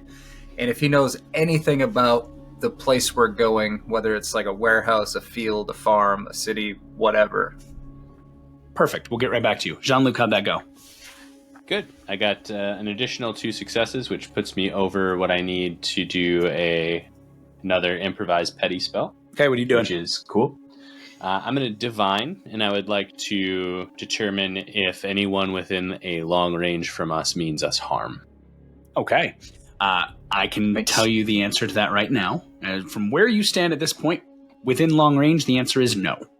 Okay. Perfect. Therian, you begin to inquire on this child. What I would like for you to do is... 17. This is Warhammer. That's a man. It is a man, you're right. He's a grown man. This grown ass You're man. A grown man by 14 in Warhammer world. Don't give me this. Honestly, probably bullshit. true. Probably true. All right. You know what? You're right. I try apologize. to make me feel bad. No, I apologize. There's only one person in this party who has ever died to a child. We'll leave it that way. Too soon. Mention strays. Why do you have to bring Kyle's deaths up all the time? Why do you die so much? Die all the time. Because I got bad dice. Yeah, it is because the bad dice. Kyle dies almost as much as Brad does. Carry on. It's very true. For Kyle's aren't willingly. It's actually probably a good thing I don't play Warhammer as a player, or I might just die repeatedly. All right. Yeah. Therian, what I'd right. like for you to do is, are you trying to, you're trying to get some information on this child, this young man. Yeah. Are you trying to do so in a... We're just What's we're the walking manner? at this point. Mhm. Listen, I killed your friend. You saw your other buddy cleaved in half. We're walking to do this. I am being as friendly as I can given the situation at this point. Look, you're doing the right thing. You're taking us to the place. Help us prepare. And we want to do the right thing with you. We want to let you go, but we also need to know that we have the right information walking into this. For one, not to make sure you don't get killed in the situation, and also to redeem yourself. All right. So I'm not being intimidating. I'm trying to ride the line between like, hey, you could might die not because think of this. you're being intimidating. I would like to also stand behind him while he's saying that. Fucking hell.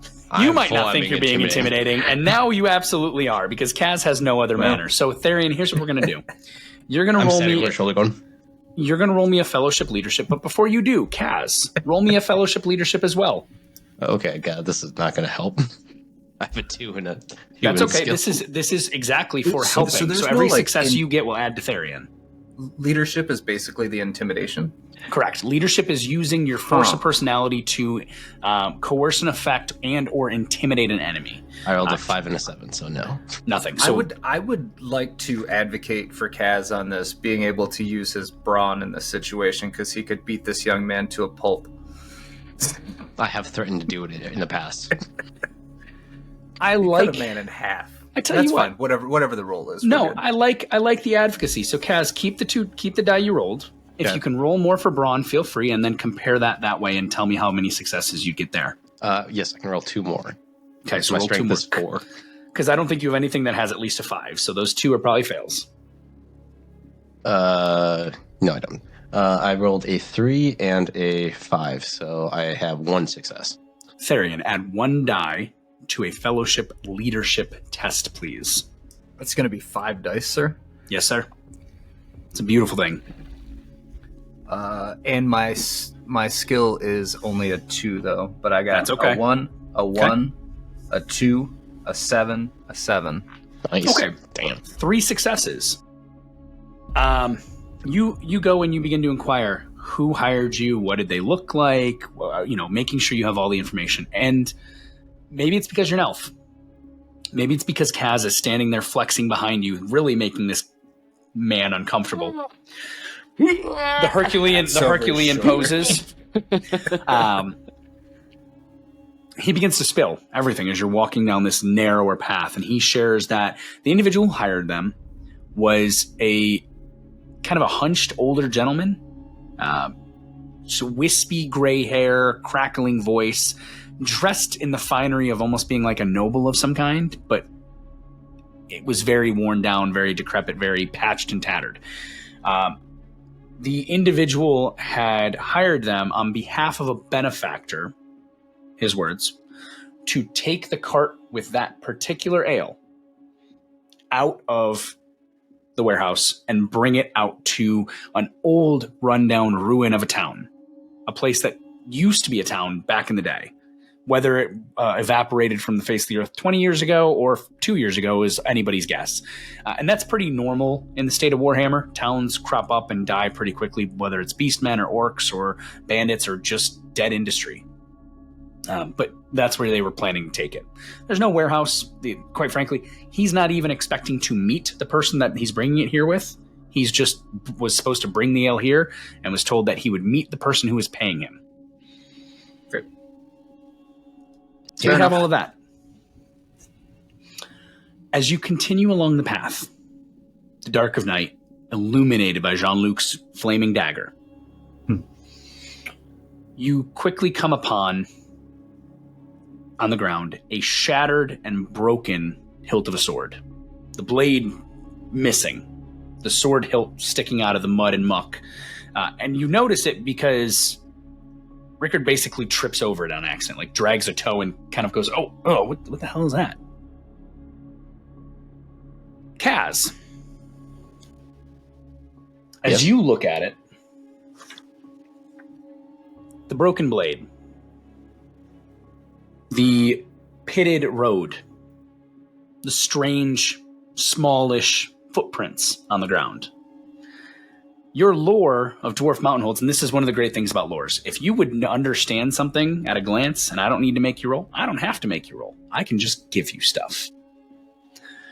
With your understanding of the Dwarven Mountain Holds, with where you come from and what you spent your life doing, seeing these footprints, seeing this broken blade, it draws your attention off to the right where you see a couple small, almost pools of like bloodied water.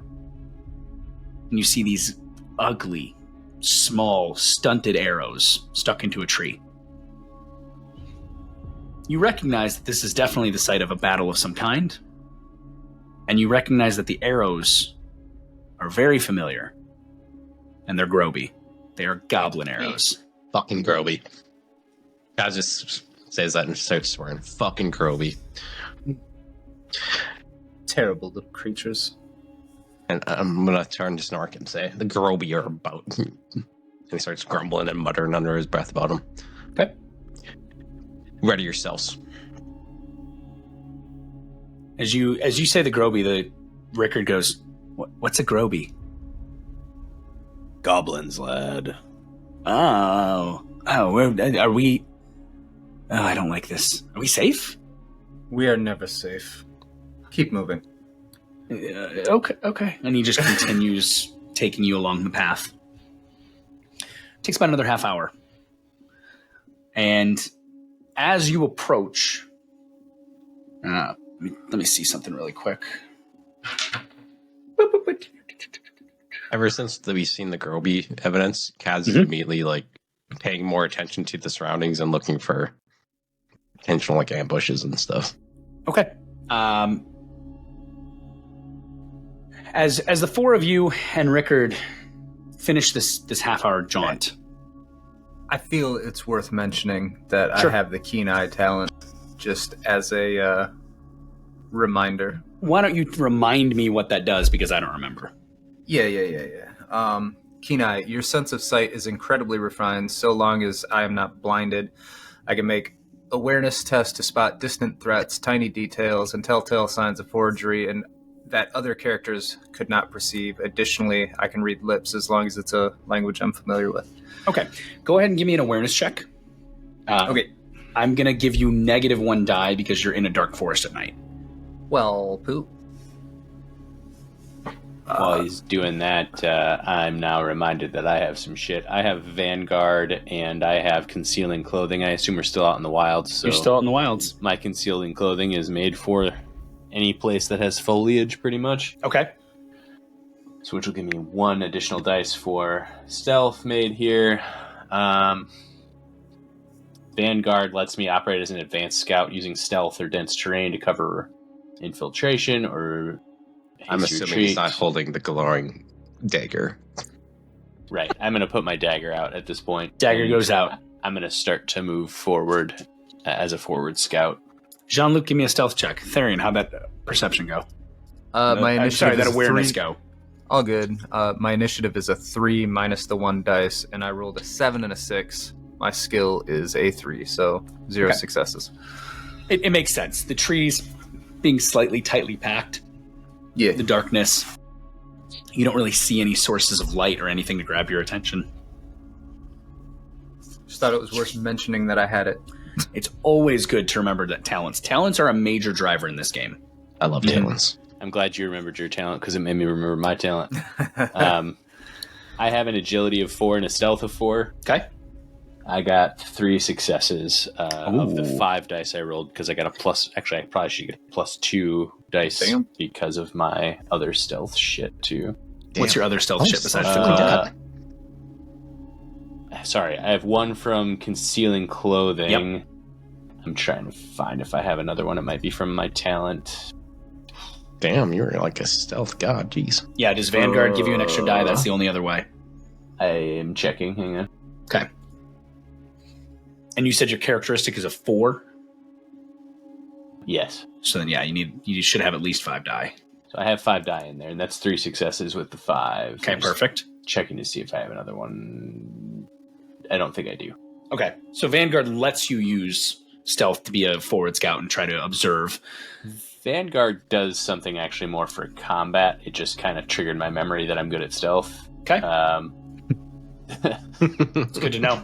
Vanguard, when I'm moving quietly or move carefully, as part of a maneuver, I can also move to an adjacent zone. Nice. Okay, So- that's huge. Yeah. All right. So during combat, it'll be important. Well, I tell you what, your stealth is big. Kaz, Snorik, as you guys are walking through the woods, I hate to say this, but dwarves don't tend to be super stealthy. So are you guys trying to stealth, or are you Not just even a little bit. Okay.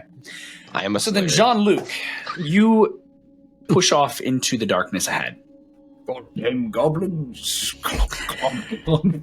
And it's a good thing you do, because while Therion's a bit quiet, the 2 dwarves and Rickard are absolutely not.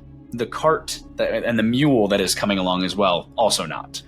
If anything, I'm going to be singing a little dwarven hymn. Okay. Kaz is definitively not quiet as he's singing at this point. You get a little bit ahead of him, and the singing fades off to where you can just barely hear him. Like, he's not being loud, but it's carrying just a little. And a few minutes further ahead, and you don't hear him at all. But you do see lights, and you smell smoke and cooking meat. And you hear weird, high-pitched, tittering voices screeching at each other in a language you don't understand. You come up to a large tree, set far enough back that you can see without being seen. And it's a damn good thing you do, because there are over a half dozen goblins moving about this camp, laughing, screeching, having a good time. You see as some sit up, bows in hand, looking out at the tree line. And you see as one, bigger than the rest, stands alongside the largest wolf you've ever seen. A wolf that has its nose to the air and is going... Good thing I didn't take a bath this morning, so I still smell like smoke, fire, and wood. The wolf headbutts the goblin next to him. The goblin looks at the wolf. Little chitter. Throaty growl. And the goblin raises a weapon and goes, "Ah!" and climbs onto the wolf's back. The camp erupts in a flurry of activity. Goblins who had been basically mucking about begin running around looking for spears that they set down somewhere. But why, though?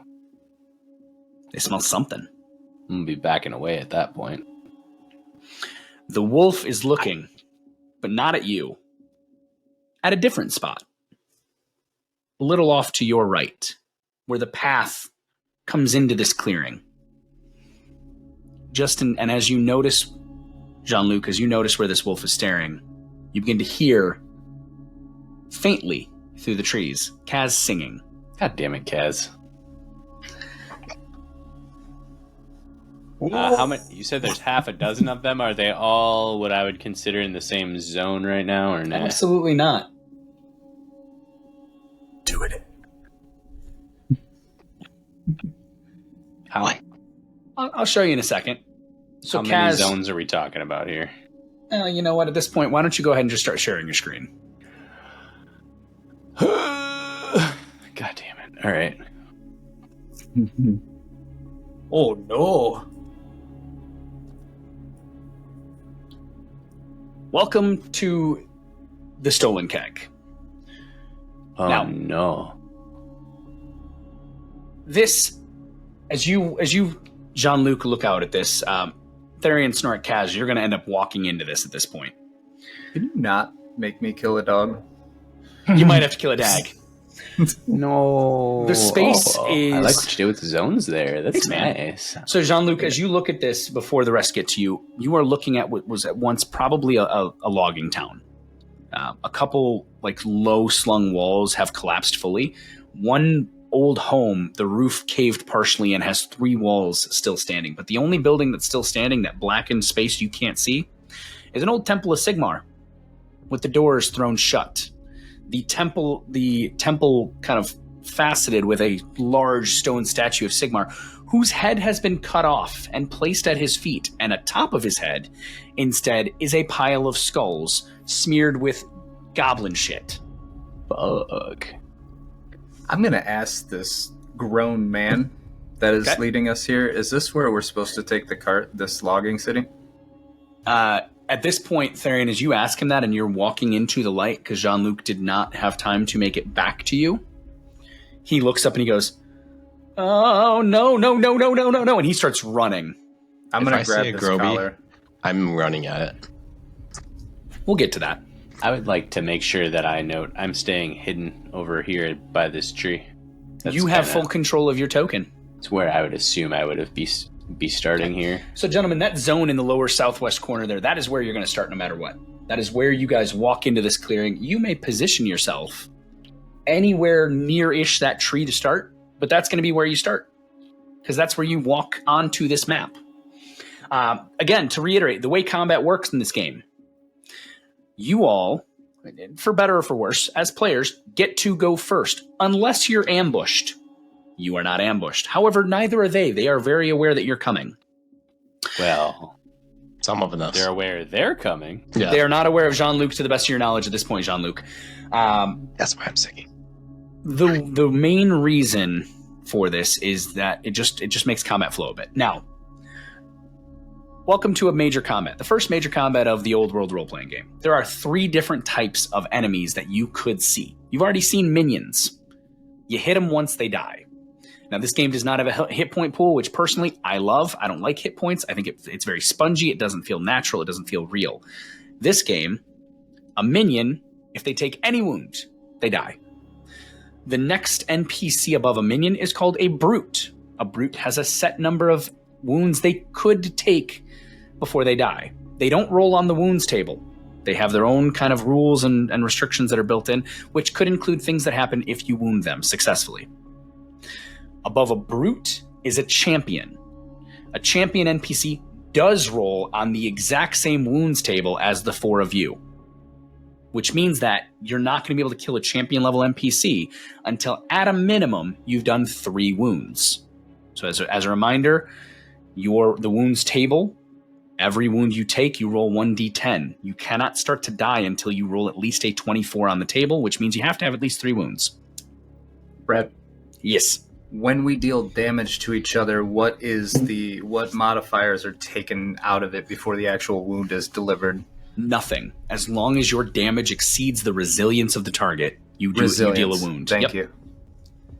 Which is toughness plus armor. Correct. Toughness plus armor. Okay. And occasionally it could be a different thing with monstrosities and such, but yes. Okay. None of us toughness plus armor equals resilience. I will tell you honestly, there's no monstrosity on this map. All right. So, gentlemen, you walk into this space. Ready, set, fight. You can decide amongst yourselves who goes first. I will say I'm gonna take a little GM fuckery here because I want to. Kid goes to run Therian. You go to grab him, and actually, before I say it, let me make sure it actually succeeds. I would imagine, if anything, Jean-Luc is going to go first. But if it's GM fuckery, it doesn't have to succeed. You just do it. Yeah. It still has to succeed. I like fuckery. That actually makes sense. So as the kid screams and goes to run, a goblin arrow sprouts through his neck and he falls forward just... Fucking coward. Is he actually dead? He's dead. He's a minion. Fine. Fucking coward. That sucks. The last thing he hears as he's dying is well-deserved. All right. So, gentlemen, you're first. Who would like to go first out of the 4 of you? So I start casting. Okay, you start I'm casting. going to let Jean-Luc go first, and then after that, I'm going to want to go. Question from Warhammer lore. From what I understand, magic is always basically breaking stealth because you have to speak loudly. And okay. You don't necessarily have to speak loudly, but you do have to enunciate. You do have to speak, depending on the spells as well. There's hand motions. When you begin to channel the winds, you're going to be muttering at a minimum, if not talking. To be fair, I am singing, so...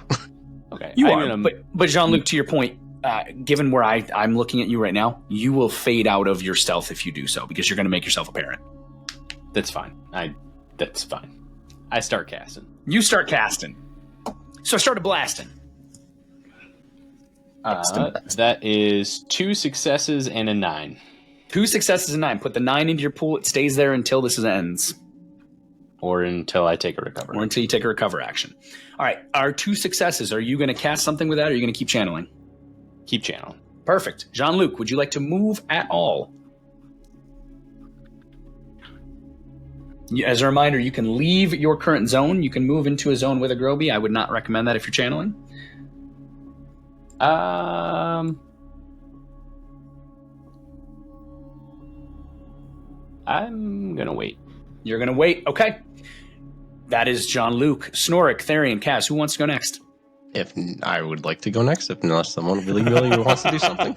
Brad, I will also say, because I'm in Jean-Luc? the bushes already, I'm going to try and stay obscured by the bushes to try and get that benefit of concealment. If I allowed. can, You at being... That's not a bush, by the way. That's a giant oak tree. But yeah, we'll say you're behind the there's oak. foliage. I on will there or behind also the oak. something. say, as Kaz is, if he sees the Groby, which I'm assuming I do, I'm going to start singing louder.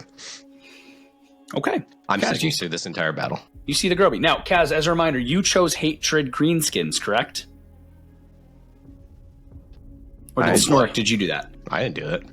I did chaos. You did Chaos. Never mind. Continuing I on. have no hatred, but I just hate everything. So Kaz has no hatred, just hates everything. I love that Hatred and hate that at the all. same time. Okay. Kaz, where are you going? What are you doing?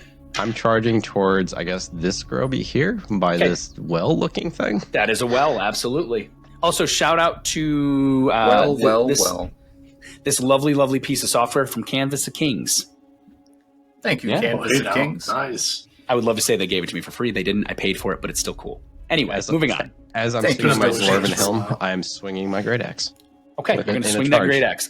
So you're going to make a charge attack at the goblin. Okay, goblins have hatred dwarves, so he gets an extra die on his melee defense. That's going to have to be Your attack. me a 3, a 3, a 2, and a 10. Brother, okay. Well, that is, I have from a melee defense, so goblins have a weapon skill of 2. However, with hatred, I get 3 dice. Defense skill of 2. I have 1 success on the defense. How'd you do? I just said I had 3 successes, so 3 successes. Or So you have 2 successes. And the damage on the axe is 7? Yes. Okay, 9 damage. That definitively beats the resilience of this goblin, which is a 5. So feel free. How do you want to kill a Grauby? Lopping his head off. You lop goblin's head. Goes Yeah, on. I'm going to do it in rhythm, so right as I'm like reaching a crescendo, just whack, and sending it flying and just singing him. Done. Where's my dead? I still wish it did a big X over him. I'm just going to delete him off the map. Okay, 1 Groby down. All right, Kaz, that's you. Snorik, Therian, who's next? I can go next. Okay, hit it.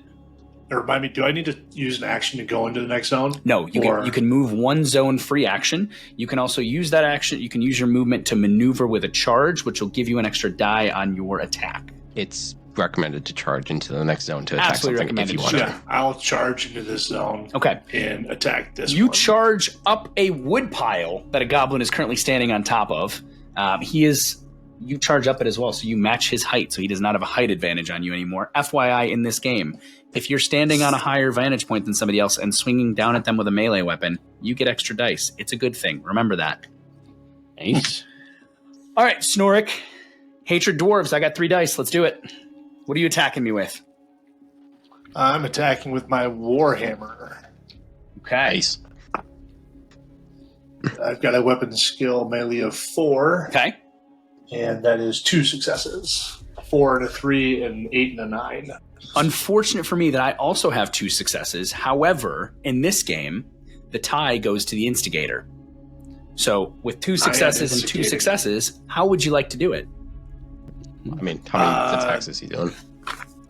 What's the damage you're doing? Oh yeah, what is the damage you're doing? That's a good call. So you succeed. What's the damage? It is my strength, which is 3. That does not beat his... Oh, we get our first stagger. Good call out, Kaz. Okay, so with a strength of 3, you strike home with the Warhammer. Shield comes up. Resilience 5.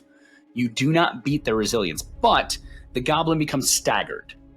So with stagger, they have options. First stagger means nothing. He's there, he's staggered. He doesn't have to do anything at this point because it's stagger 1.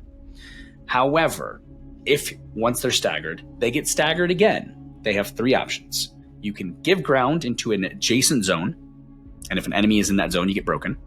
You can fall prone, or you can choose to suffer a wound. So, for the sake of marking creatures, I'm just going to put a little lovely status effect on this thing of like poisoned, just so it's got a green marker. That means he's staggered.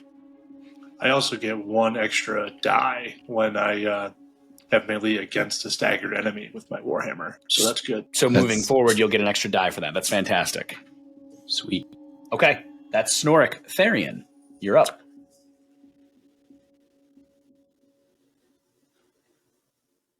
You are muted, Elfman. It's also good to know. Well, you Kyle. missed all the great stuff I just said. It was fantastic. Too bad. This log right here. It's not pinging, but You have to click and hold. I am clicking and holding. But Are you on the? Whatever. There you go. That was That good. log that Eric's pinging. That's Eric doing it. For some reason, it's not. Oh, never Are mind. you clicking on Riverside? Riverside. Come on. I'm clicking on the shared screen. That is the only thing I don't love about sharing a screen on Riverside is that I've found myself doing it too. I'm like, shit, that's Riverside. All right, I'm cutting that out.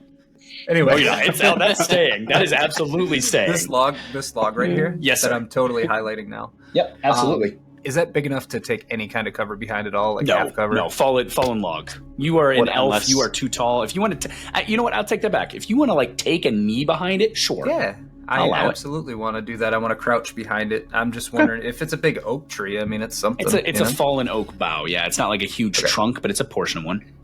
Cool. I'm gonna come back here. Okay. I'm gonna kneel down and All right. I'm gonna fire an arrow at this fool. Okay. Now that fool has a shield, so can oppose you with ranged attacks. With shields, I can oppose ranged attacks. That's the only way. So I go do not ahead, care, sir. give me that roll.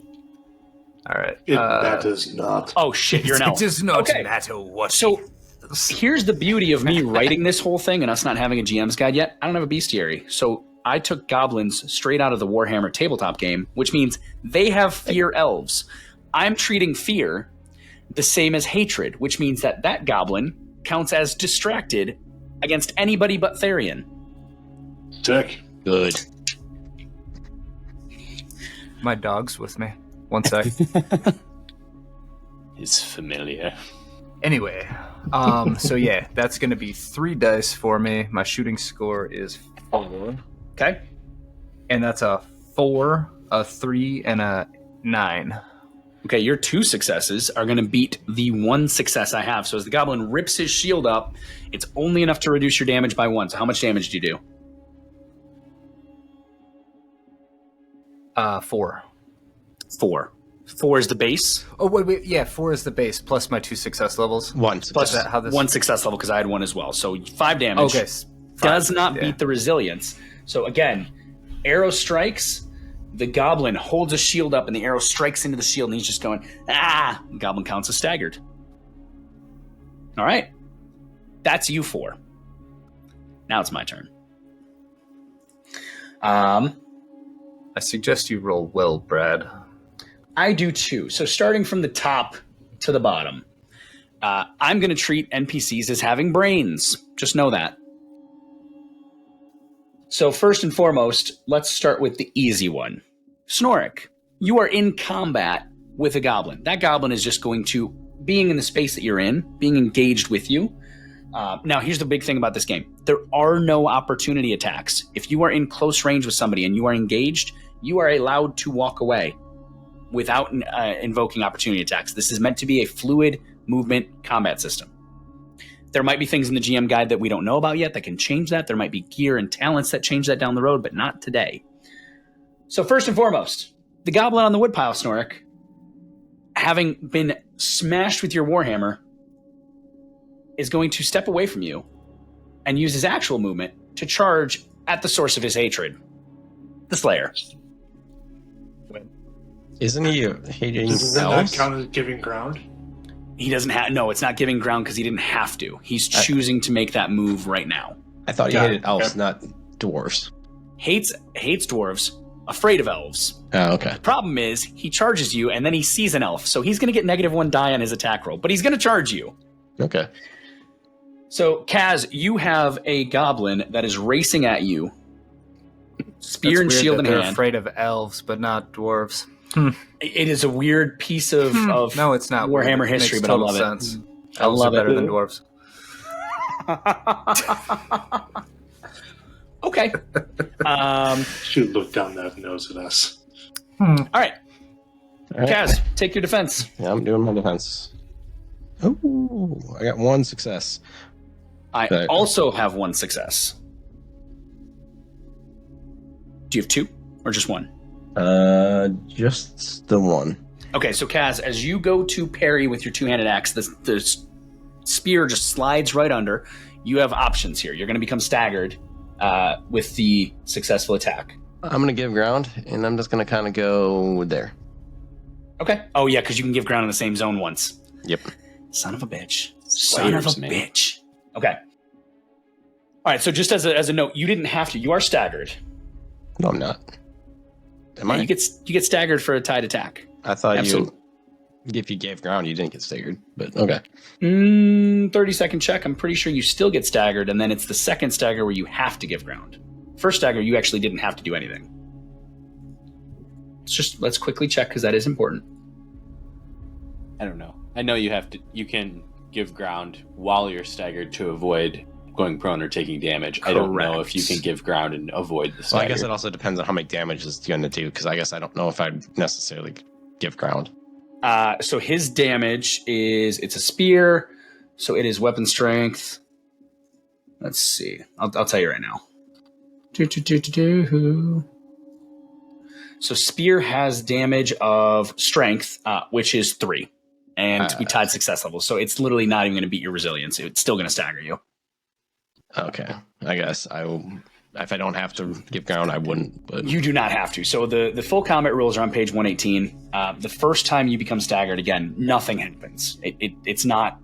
It's important because it recognizes that the next attack is going to be a problem, but the first attack is Being not a big staggered issue. Puts you into a conditioned state where you then have to make choices. Correct. As to whether you're going to recover before you have to give ground or take a wound, or if you want to just kind of continue to roll through the staggering. Correct. yeah, I'll stay right there then. Okay, you stay right there. The second, It's interesting. it's a cool mechanic. So we're just going to go clockwise. The second goblin in I'm going to sight. taunt him. What would you like to say to him? I'm just going to say, come and face your foe. I don't know. Okay. Something elfy. I'm singing louder over the top of him. All right. As Kaz sings louder, as you taunt him, he rolls a quick willpower just to see if he can avoid the source of his fear. He can. He's going to charge Kaz because Kaz is singing. All right, so Kaz, this one does matter. If he gets a success on this one, then you have the option to give ground. That said, he's still afraid because there's still an elf there, so he still gets -1 for being distracted. So I only have 2 dice. I shall taunt you a second time. I still got 1 success. Your 1 success is better than his no successes. Now, the nice thing is if you fail as the attacker, you become staggered. He's already staggered, so literally nothing happens at this point. I don't believe if you fail a second time, no additional penalties apply, page 119. All right, that brings us through those 2. Next up, this goblin here is going to charge right at you, Let's go. Therian. So let's go. You got a bow out, and you can try to dodge this with athletics at that point because you can't really use melee with a bow in your hands. I know you have a sword as well for later. You can on your turn swap weapons. Yeah, I have lightning reflexes, so I can dodge any attack with athletics. Beautiful. Use those athletics. I'm going to see if we can get you. I'm rolling a few dice, and My agility is 4, and my athletics is 4. So all right, perfect. 2, 3, 7, 8. So 2 success. So with your 2 successes, the goblin runs up with a spear in hand and stabs out at you. You manage to sidestep it with his 1 success, and he fails his attack, so he becomes staggered. Dork. Absolutely true. This goblin is going to use his entire... Ooh. I think we're going to see the first time we use the full maneuver of charging, because you can use maneuver plus. Okay, so he's going to use. So with this game, you can move up to one zone as part of your turn with your free action. That's your move. So the goblin is going to move one zone in for his free action. Then he's going to use his action to use the maneuver charge, which again, I charge right up here. We're gonna just swarm the dwarf. Kaz, here we go. So goblin runs up, spear, shield, stabs out at you. That's another one success. Also one success. So this time you are tied. Now at this point you are staggered. So now you have the choice of give ground. How many wounds? Come on, do damage. Still strength 3.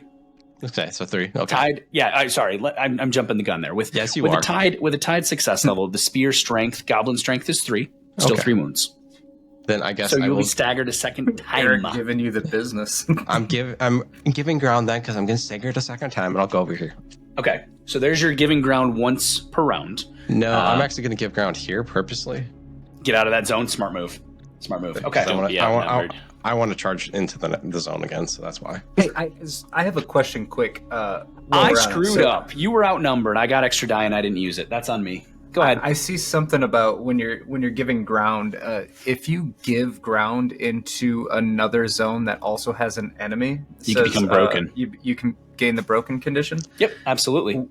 When does that apply? Just anytime you do it? Or yes, anytime you give ground into a zone that has an enemy in it, yes, you automatically become broken. So it's a very smart move to move into the one that... Unless you're a slayer and you have a special ability. It's not a slayer thing. It's a talent. Resolute talent I have. Yep. Basically, I can give ground in the same zone, and if I can give ground to a place that doesn't have an enemy, even in the same zone, I don't get broken. Correct. Copy. So he's not... Because he's not leaving the zone, he's not entering a new zone. So the broken caveat of give ground doesn't trigger. He is entering a new zone now, but it doesn't have an enemy in it. Correct. Exactly right. Yep. Even if it did have an enemy in it, doesn't matter because I could go to a different area because I'm right next to an enemy. I could just go to a different area in that zone. Yeah, and you know what? You did the right thing because I was totally going to charge you with another goblin and see if I could surround you. All right.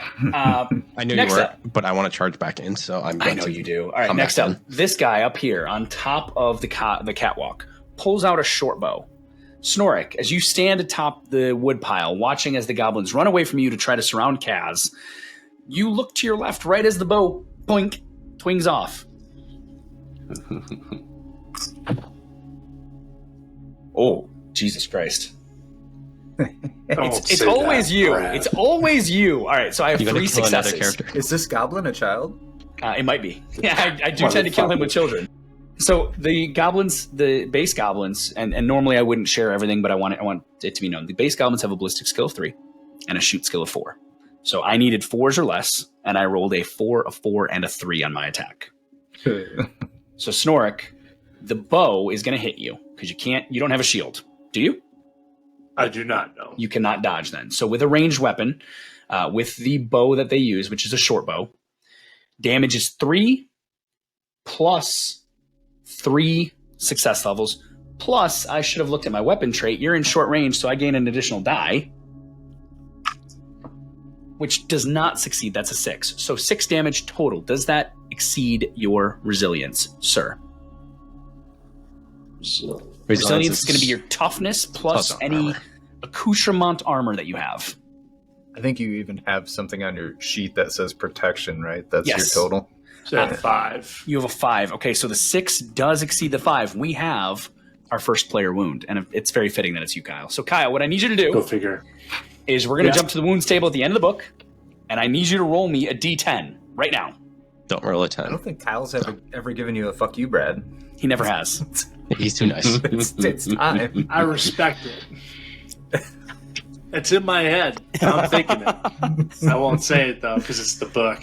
4. A 4. Okay, with a 4, the arrow strikes into your arm, and the shock, it's called a nicked arm. The shock of a shallow cut or bracing impact loosens your grip. Test endurance immediately to avoid dropping what you're holding in a random hand. So endurance is toughness. It's a skill under your toughness characteristic. Yep, 4. 4 and 4. So my toughness is 4, my endurance is 4. So. Okay. Rolling 4, looking for 4. 1, 2, 2 successes. So I rolled a 1, a 4, an 8, and a 9. Perfect. You just needed one success. So the arrow slices across your left arm, and you feel like you're about to let go of your hammer, but you don't.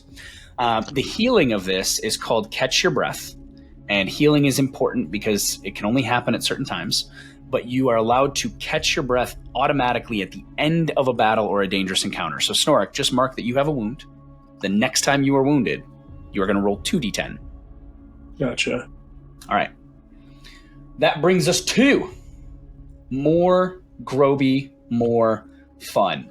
So you guys see some of those on the shared screen, but hopefully you're looking at the whole screen because charging out. Goblin fun. Goblin fun. Sorry, Snorik. I was Snorik, hoping they would all come after me. Hey, don't feel bad. At you, least he's sir, got the higher ground. you do have tied high ground, which is good. So Snorik, the first of the two charges in. Now, technically you're considered outnumbered if you have more enemies than yourself in a zone. So I should have taken an additional die against Kaz. I'm not going to treat that gentleman up on the catwalk as part of your zone. He's technically in the same zone, but above. So the first guy who charges in is only going to get the standard 3 die against you. So you, sir, need to try to defend as the first goblin comes screeching up, shield and spear stabbing at you. What do I need to beat? You need to beat your defense skill. So it's going to be under melee defense, or you can choose to use athletics to dodge. Okay, so 2. The 2 successes. 2 successes. Okay. With the 2 successes you have, the goblin charging you also has 2 successes. So the tie goes to the attacker. However, a goblin's strength is only 3, and a spear has a damage of 3. So strength. So this time, Snorik, as the spear strikes out, it catches you in the chest. Do you wear light armor?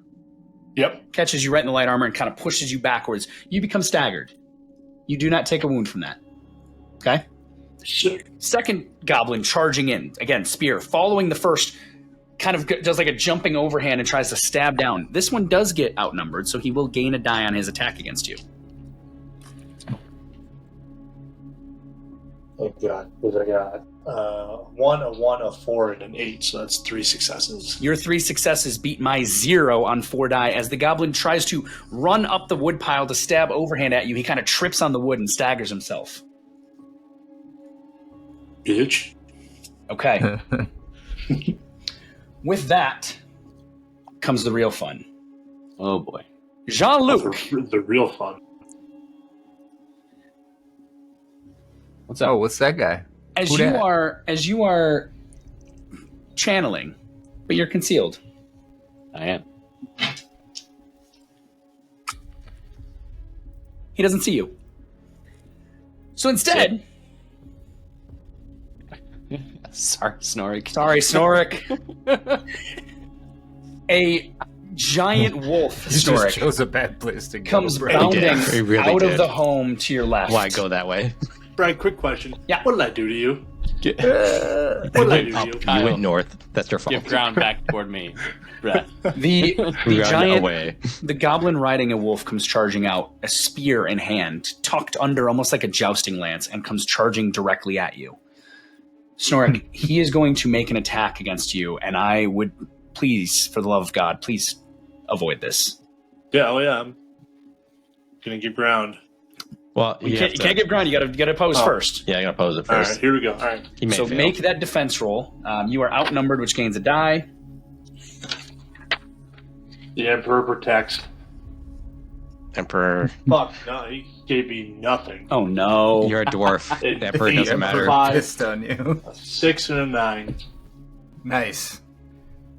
You have fate if Thank you want. Alex. How many? You're welcome. How many? So no successes at all.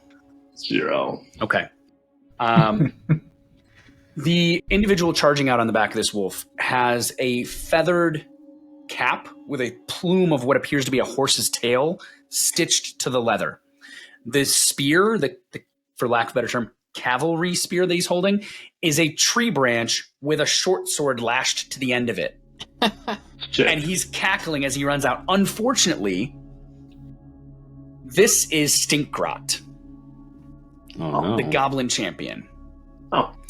And he had 6 dice to roll against you Oh, good. and succeeded on 5 of them for a total of 9 damage, which I know exceeds your resilience. 100%. So that's not even a staggered.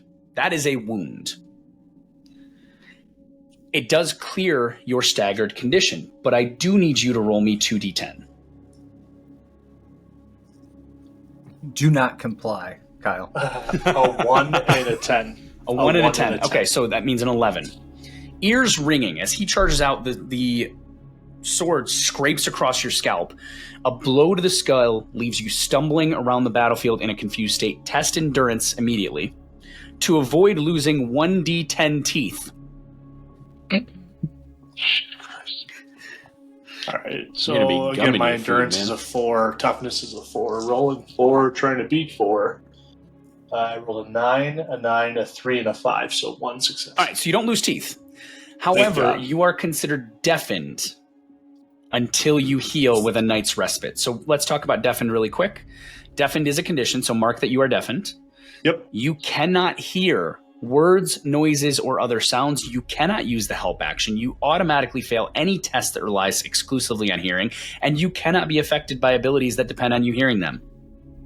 At this point, everything is just a humming ring in your ears as the tinnitus sets in. Love that. All right. Is that a wound that can be healed, or is that just a condition that he will have? The deafened condition can be tested away after the wound is healed. He's deafened until he gets the healing of the night's respite with this wound. It's a condition of the wound. It says Correct. until this wound is treated, you are deafened. Yep. It's very similar to like WFRP and Imperium Maledictum, where if a wound causes a condition, until you treat that wound, that condition persists. Sure. And Snorik, you have 2 wounds now? Yes. Correct. And how many wounds can you suffer? As many There's as you no takes you limit. to die. Yep. But you can start dying at 3.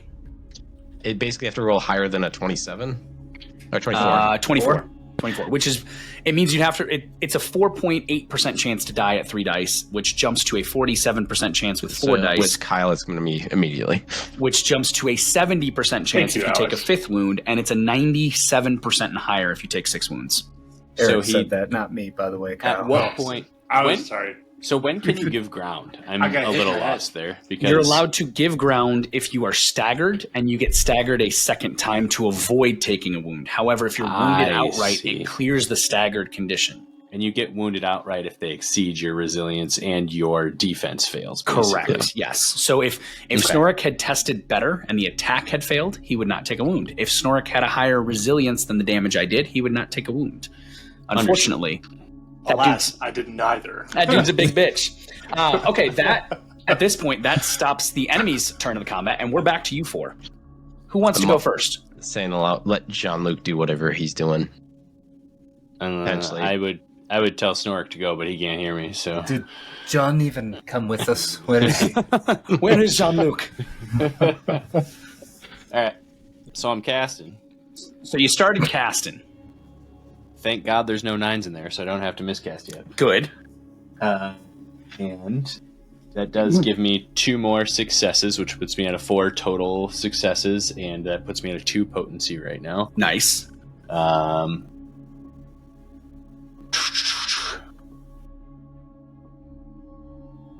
And I am gonna go ahead and cast Fireball. Thank God. Which zone? It's not a zone cast in this system. Oh. It is a Okay, good to know. creature target All right. at long range, immediate, and it will basically hit that creature and then hit all of the creatures within close range of that creature. Okay. As your GM, as much as I want to see you shoot the big bitch is in close range with I Snorik. understand. Okay. Yeah, Just making I'm sure going you for see these that. guys over here. All right. Centering on the middle guy to hit them all. Hit them all. That's the ticket. So I love this ticket. Stand up and step forward from the tree, and I'm going to snap my fingers twice, and just fireball's going to shoot out. I love it. And Goodness. targeted all creatures within close range of them suffer 5+ potency damage. Any affected creatures that aren't a monstrosity also suffer the prone condition before they have a chance to give ground. I love this. How would you like the 3 goblins wearing leather, carrying wooden shields and wooden spears to die because 7 wounds, which is 5 plus your 2 potency, definitely exceeds their 6 resilience? I'm going to purposely target the lower half of their body so that it explodes and burns away everything below the waist so they fall and scream themselves to death in the company of their allies. It is done. I apologize. 5 resilience. So the fireball strikes the lower body and just ignites, and you see as the leathers, which are soaked in like what you hope is pig grease and other food grease and not something worse, just immediately ignites these 3 goblins as they die. All right. And I am going to A very successful cast, Jean-Luc. Nice job. maneuver my way to behind here. Okay, behind the well it is. And let's see here. Can I do anything? Actually, I'll maneuver to here, and then I'm actually going to charge by spending another fate. Okay, spend a fate to charge. Spend Nice. a fate to take another action. I'm going to charge this fucking guy here. I'm so proud of you for finding a way to double attack. Mm-hmm. Because you didn't use the attack action, you used a spell casting action. Correct. Yeah, then New see. fate burning system's nice. let's see. Or spend. The goblin with the green mark is considered staggered. You would see, I will say that from a visual perspective, you see that he kind of got hammered by the hammer, by Snorrick's Warhammer, and he's kind of like trying to pick himself back up out of the... Oh no, that's the one, I'm sorry, that's the one that tripped trying to get to Snorrick. He's trying to pick himself out of the firewood. Yeah, I'm going for the staggered one for sure. Okay, make that roll, sir. Just checking how my stats look for actual attacks here, because... Okay, so I have a strength of 3. Okay. My weapon skill is only 2. Okay. But I get an extra die for charging. You do, so that'll give you 3. And then my melee is 3. Okay. The And- goblins have a weapon skill of 2, but they are armed with spears, which give them 1 additional die when defending against a charge. I also have a talent called Wild Attack. Okay. I rain down a furious barrage of blows, battering through your enemy's defenses. If you do not have a staggered conditions, you may choose to make your next melee test glorious. Oh! However, I will immediately suffer the staggered condition. So, Would you like to suffer the staggered condition or no? fuck yeah, I'm All right. wildly attacking. I am a wild, crazy, Radagast-looking motherfucker from the woods. I run in, frothing at the mouth, and go, "Get away from my friend!" I just marked you as staggered. I love it. Make that roll. Awesome. No successes on my first roll, so Okay, make it glorious glorious. test means I can roll all of them again. Glorious. And that'll be 2 successes on my second roll. Your 2 successes beat my 3/8. Let's see, I'm hitting with my staff. Nice. Okay. So my staff has a damage of strength, Okay. which is 3. And you add your successes. And so 5. 5. Okay, 5 ties the resilience of the goblin with Which its means shield. I pass, right? Because You do pass. the actioner. You do pass. The goblin is going to choose to give ground. And He's already staggered. I was hitting the staggered one. yep, because he You moved- staggered the second You moved attack. the wrong one. Oh, I did move the wrong one. I'm an Okay. idiot. But if he's giving ground, where's he giving ground to? Because he'd have to run through his ally He's Or going to give straight. ground that way. past, So he's going to be broken. because he's in Kaz's. Oh shit, zone. he is broken. That's the Hold on. target. Hold on, and he's staggered already. Yep. If he moves or gives ground away from me, he actually goes prone. How? Wait, tell me why, because this is amazing. It's with Troublemakers Out. It's a career talent of mine. Okay. So Awesome. when you force it, well, I mean, I guess I'm not forcing the enemy to give ground. You're not. No, so your talent is if you never do it. mind. Okay. I take it back. Yeah, I take However, it he back. is still broken because he ran into Kaz's zone because your GM's an idiot and grabbed the wrong zone, and we're going to stick with it. So, perfect. I am going to, like, John Luke, you done? Yes. I'd like to go next. Sorry, Alex. Kaz, you're up. Oh no, I didn't. I'm just hanging out and doing elf stuff. Kaz is going to start screaming very loudly, seeing the wolf. Okay. And he is going to run this way, charging past the broken thing. Okay. And he's going to jump off of this thing, attacking the wolf. Stick. I just pictured him doing like a spinning axe attack in the air. You run up the pile of firewood, and Snorik, being having just gotten struck, is kind of like holding a head to his hand, and you just manage to leap over Snorik, make that attack. There it goes. All right, so Stinkgrot has those benefits, has hatred of dwarves. I am going to also make this glorious with my rune axe. Nice. I talked to, so for the rest of them, go ahead, explain that, please. I have a what's it called? I forget the actual term. It's a, let me just look at the term here quick. I have an asset that is a heirloom war gear, which I have a rune axe. That allowed me to make a Hess Glorious, which that is an awesome thing. Because with my, I guess the question is, am I coming from running over the wood? Do I come from above? I will give you an extra die for attacking from above for springing off of a fucking wood pile. Yes. Okay. Because that's fucking awesome. Well, that's good. Charge I don't even need to +1. reroll that with the Glorious. That's 5 successes. I'm really sad. Not because this is awesome. I'm really sad because this champion has a melee of 5 and a defense of 4, and I rolled 5 die, all 5 and under, but only 2 of them succeed on the defense score. So I have 2 successes to your 5. Does not matter. I have 3 successes or more. They suffer a wound because I'm a yeah, absolutely. It would have been entertaining if we both got 5 successes. It would have been very cinematic that you made this leap, and he he's going to take a wound. That's just what's going to happen.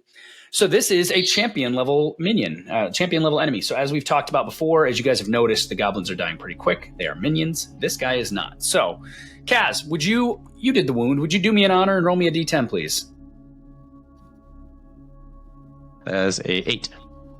Shaking grip, shock or temporary nerve damage jolts down your arm. Drop what you're holding in a random hand until this wound is treated. You cannot use the aim action. That's really shitty. Okay. Odds is going to be his left arm, which is his shield. Evens is going to be his right arm, which is his spear. Kaz, roll me a d10. 2. As you strike out and attack him, his arm goes numb. The cavalry spear drops to the ground. He's going, ah! Filthy dwarf thing. Okay. Kaz, nice job. Therian, you're up. I'm not even going to ask Kaz if there's anything else to do, because he's got nothing left, unless you want to use fate for anything. But what about Snorik, though? Snorik, would you like to go? I mean, either one of us. I'm right in it. So yeah, go ahead. You're in the shit, bruh. Yeah, I will give ground over here. Okay, you're going to step out of the zone. Nice. Yep. I wouldn't just give ground. I just charge out of the zone. Yeah, just charge. Don't give ground. Use charge. Charge out of it. Yep, charge out of it. Gives you an extra die. Okay. And attack that gentleman. All right, so that gentleman, that goblin, is broken, which is so much fun. What that means is we got to jump over to the conditions. So when he's broken, he has to spend his turn moving to a zone without an enemy. Yep, well, that's going to be this turn. Beyond that, then he can attempt to recover. So there's no major negative with defending, except for the fact that he's broken. Okay, so and I have a weapon skill 4, melee 4, and he is staggered, so I get an additional dice. This is where you shine. So I got a weapon skill of 2 and a defensive 2. So that's 1, 2, 4. 4 successes. 4 successes, and your Warhammer does strength damage, which is 3, correct? Correct. How you want to kill this goblin? I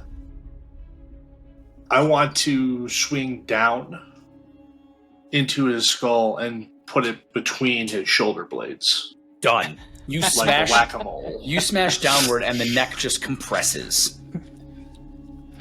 And with a shriek, the goblin dies. All right, that is your. Do you want to use a fate for anything else? Or are you good? No, I'm good. Therian, now you have to go. You are in melee with a goblin. You can, as a free action, swap from your bow to your melee weapon. Bro, let me play my turn. I'm giving you things Stop that you telling him what his character does. Hey, bro. I'm just going to highlight that when you tell me you didn't read the rules, I'm going to try to help. No, it's funny. No. Alex read the rules. I didn't. Oh, sorry. My bad. It's actually funny because I was literally, during that last turn, reading how to free action drop and draw a weapon. You don't have to drop anything. You can just to let everybody know that I knew how to do that. But anyway, Alex, I'm so sorry. What did you learn how to do? Nothing. But since it's my turn, I'm going to draw my sword. Okay. He knew how to do it all along. He didn't just read that. Perfect. Anyway, you're drawing your sword. I'm going to attack this goblin in front of me with the said sword. Perfect. My ballistic skills, or my weapon skills, not as good as my... It's not. You are definitively better with a bow. Anyway. So that's 3 dice for my weapon skill, and have to beat a 2, which I'm not going to do. I got 4, 6, and 8. Okay. Here's the good news. Not great. You initiated. I also have 0 successes. You win. Wait, I thought that only was the case if there was a success. Yeah, you have to have a success. If you don't get An opposed test, because we both fully failed. It's just like Warhammer Fantasy, where no matter what, since we both fully failed in an opposed test, nobody wins. I'm like 95% sure it's not that nobody case. wins. Yeah, nothing happens. Am I mixing series? Okay, you definitely are. That is not right. I didn't read the whole book, but I definitely read a good chunk of it. I've read it so many times at this point, I can't remember what I'm remembering and missing. Let's see. Attack rules lawyer moment. Yeah, please do. Attack tests on page 118. Is it 118? Attack tests. Brett, can you go ahead and roll a lore rule book for me? This is what it is. So failing to attack an enemy in close range leaves you open. So essentially, actually, what happened, because you failed, even though it's an opposed test, you get staggered. Yeah. Let's go back to the part where, I win. No. This is why I love rules lawyers. Make it glorious. You can spend a fate to make it glorious. Yeah, I know that I can. I only have 1 fate, but this is a one shot. I'll spend it. Spend the fate. Yeah. Boy, thank you for reminding me of that, Alex, because what am I doing saving this shit for? Yeah, right? It's also just spending it. You're not burning it. Yeah, I mean, right. Spent fate comes back. Well, I mean, I just wanted to use it for something special, but that's a 1, a 2, and a 6, so I'll consider this a special moment. That's special. What's the damage? That is 4 plus 2 successes, sir. Your 6 will beat the resilience of 5 of the goblin. It dies. How would you like to kill it? As I draw my sword, I'm going to swing it around, and I'm just going to cut right through his throat, and then put my foot to his chest and kick him down onto the ground. Perfect. And then I'm going to shout over to Kaz, "That's 2." All right. I love it. You still have movement if you wish to use it, sir. Yeah, I am. This is really strange because of how you did the zones. Yep. But since it's allowed, I'm gonna charge right there. It's absolutely allowed. The zone you're in. No, wait. Waiting. I'm an idiot. I don't want to do that. I want to use my bow, so I'm gonna run to this tree. Fair enough. Yeah, I was saying, I'm surprised you're running it. Jeez. Yeah, I'd rather use my bow. Okay. All right. That is the 4 of you, which means now it's my turn. Starting in a counterclockwise fashion, the doors to the temple swing open, and the body of a goblin is thrown out the door. Oh, fuck. With a bashed-in, bloodied skull. As walking from the door, This could be good. TPK. a massive orc Not good. steps out the door, hulking, 6'4", 2.5 feet wide, huge muscled shoulders, wielding in his hands a dual-handed great axe, clad in what appears to be pieces of chainmail from Empire soldiers, guard tunics that have been smashed together, not with any finesse, but with like staples of other pieces of metal holding them together. And he walks out, sees all of you, and you just hear a wow. I'm not going to yell wow. Wow. Not going to do it. I've seen people do it at a game store, and it makes me cringe internally. That said, he's got a target-rich environment.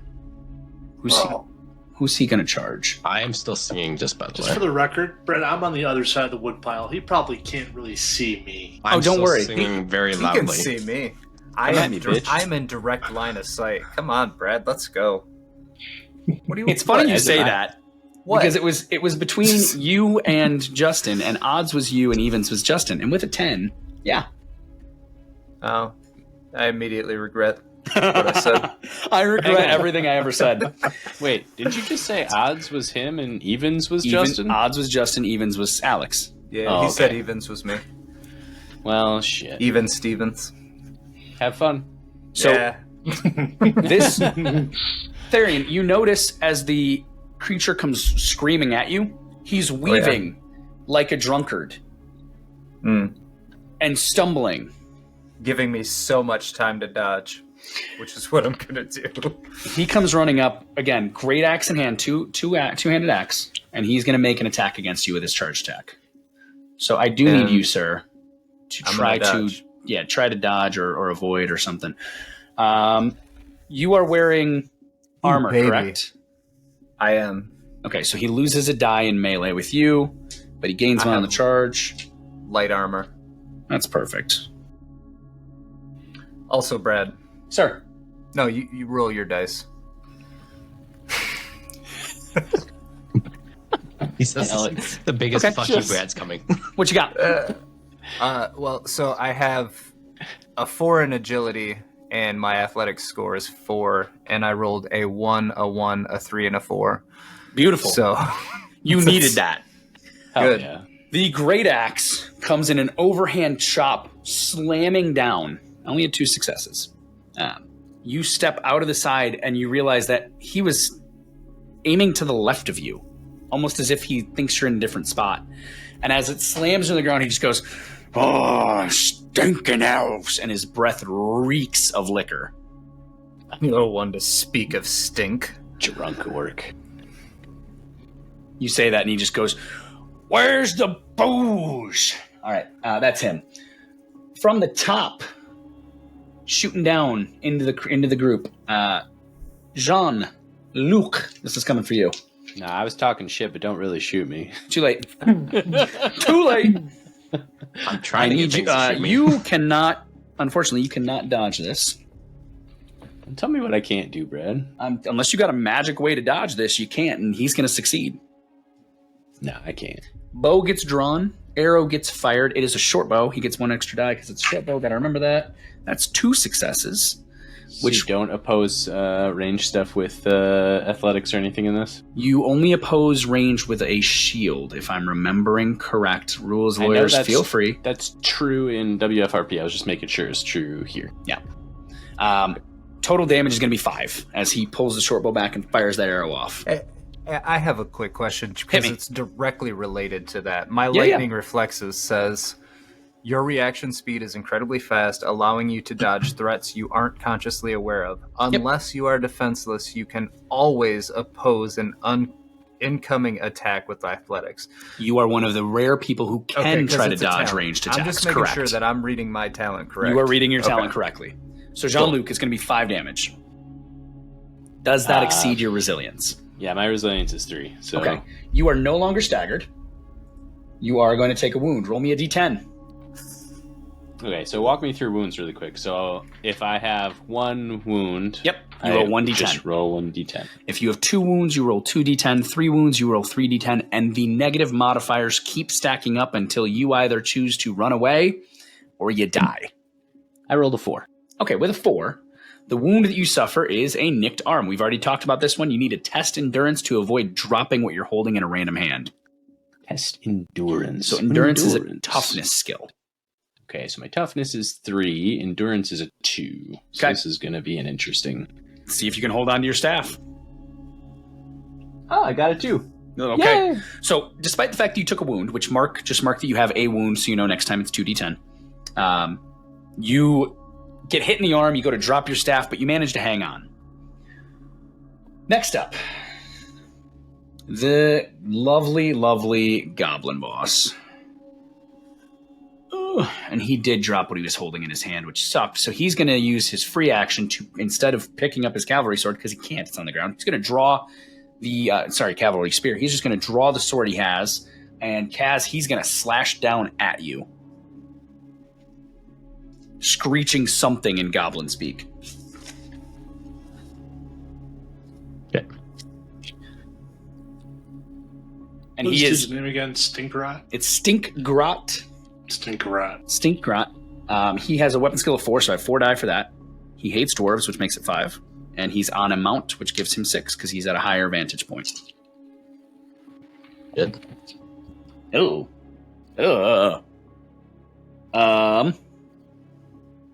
Okay, that's not as bad as I thought. That's really good. So, Kaz, I've got 5 successes. 2 successes. All right. So with your 2, the 5 successes, he's wielding a sword, and that was going to be a grand total damage of... There it is. Strength. So his strength is a nice resounding 4. Plus the 5 is going to be 9. 5? 5 successes, yeah. Oh, I'm sorry. You had a couple. So knock off 3. That should take it to, because you had 2 successes, correct? Yes. So knock that down. I'm sorry. Knock that down to a 7. You're doing it math wrong. I'm doing math. I'm mathing real bad over here. So I'm taking a wound. Okay, so you're taking a wound. So roll me a... Is this Kaz's first wound? Yes. You are no longer staggered. Go ahead and roll me that d10, my friend. It is a 2. All right, so 2 is a new one. 2 is honestly one of the best things you could roll because it's super low. 1 to 3 is a superficial injury. A shallow cut or a nasty bruise is a lucky escape. You suffer no consequences besides having a wound. Okay. And that ends his attack. He's going to then use his movement to... where's he going to go? He's going to move away a zone. Actually, he's fast because he's on a wolf. He's going to move 2 zones using the wolf and set himself up. And then last but not least is the goblin next to you, Jean-Luc. It doesn't want anything to do with you. It stumbles over the top and charges at Snorik. Snorik, I need you to defend this, my friend.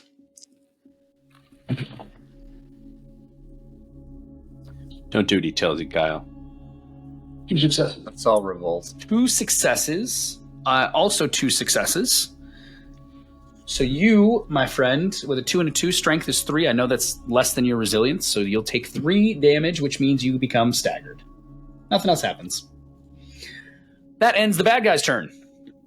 Top of the round for the 4 of you. I'm going to choose to move because it cinematically makes sense.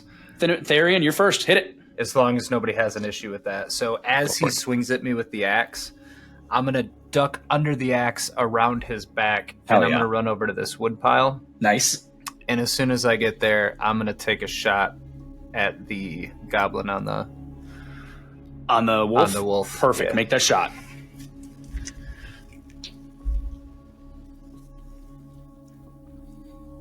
Weapons. Ballistic skill 3, shooting 4. He does have a shield. 0, 3, and 9. Nice. What's that, Snark? So that's going to be 2... Nothing relevant. Honestly, I just every time I look at Thurian's asset, I think it looks like a conehead. All right, I'm going to shoot my arrow. He's he is going to hold up his shield to defend. However, he only has 1 success, so you will win the roll with 1 success. Damage. Okay. So 2 successes, so that's 6 damage. Ooh, that is going to tie his resilience. He becomes staggered. Okay. All right. Good turn, sir. Anything else? No, I felt it made sense to do that immediately. Hell yeah. Given so hell yeah. Totally fine. All right, next up. Who wants to go next? I want to swing on the fucker Okay. right in front of me. Now, as a point, Snark, if you do that, you can. The only thing you can't do is you can't charge when you're in close combat with somebody like that, but you could use your action to step away. Use your free movement to step away and charge him again. So you could Free change your zone movement, and do charge it. back in. So It's I can free change dice. zone Do it. and then And come charge back. him back. Me want to In say, the Okay, dance yeah. of do it. battle. Yeah. Do it. Yes. Yeah. Yep. And he is not staggered. He is not staggered. Weapon skill of 2. Has a spear for 3. Hatred of dwarfs for 4. Lost a dice. I knew it was going to happen. Went out the side channel.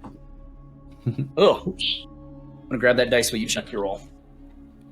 That's 3 successes. He can't hear you because he walked away.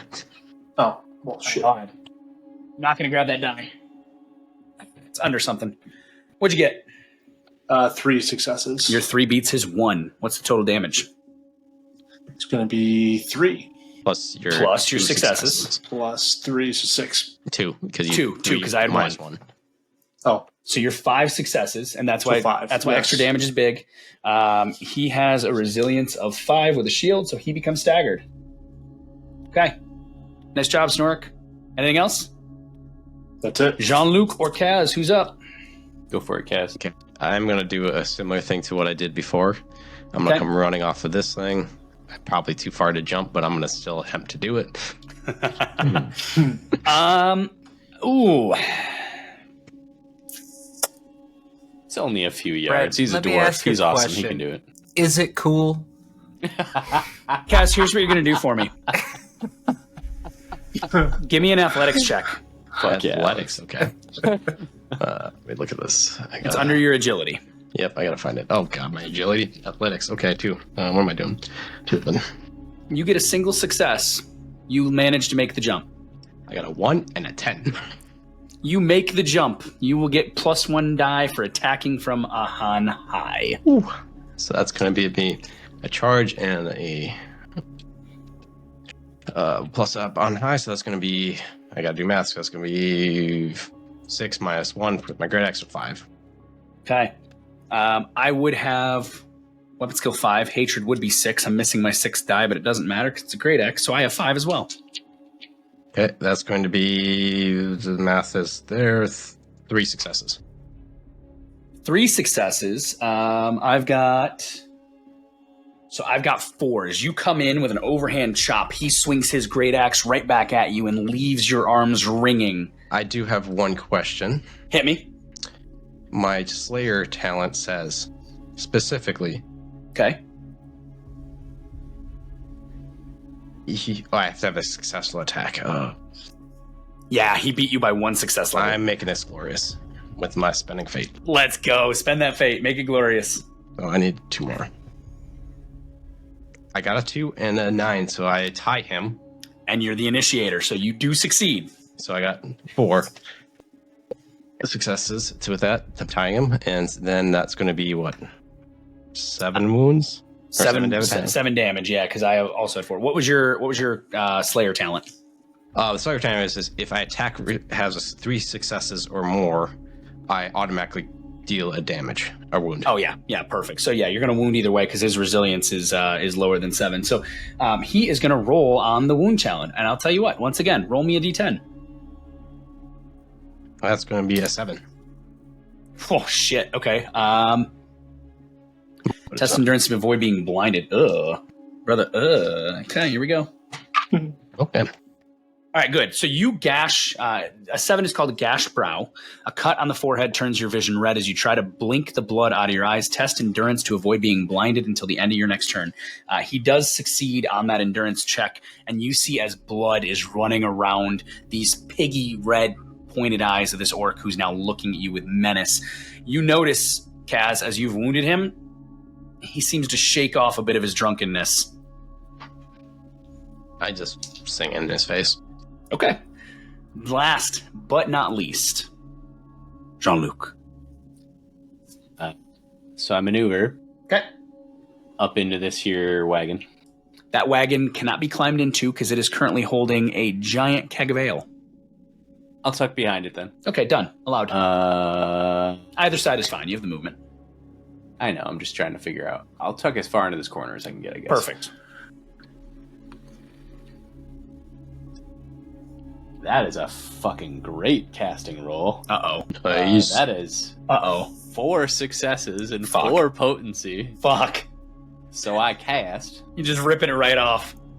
but not what you think I'm going to cast. I cast Staunch Ooh. on Snorik and immediately heal one of his wounds. Beautiful. So Snorik. Because Love that. so normally this would just treat a wound. Yep.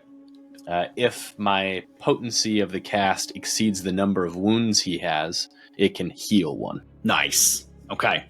Can I choose which one? No, it's going to be the well, I guess theoretically, sure. Doesn't say.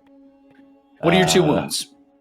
I have that nick on my arm. Yep. And then the head wound, which is making me deaf. I will say that we can let it.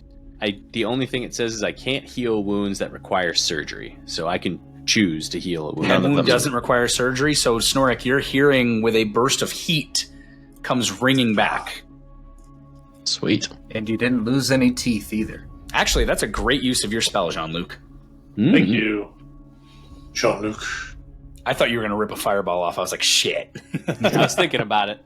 That would With have 4 potency, I would not have blamed you, but that's a nice thing to get Snorik back in the fight. So Snorik, you go from 2 wounds to 1. Sick. All right. Thank you, sir.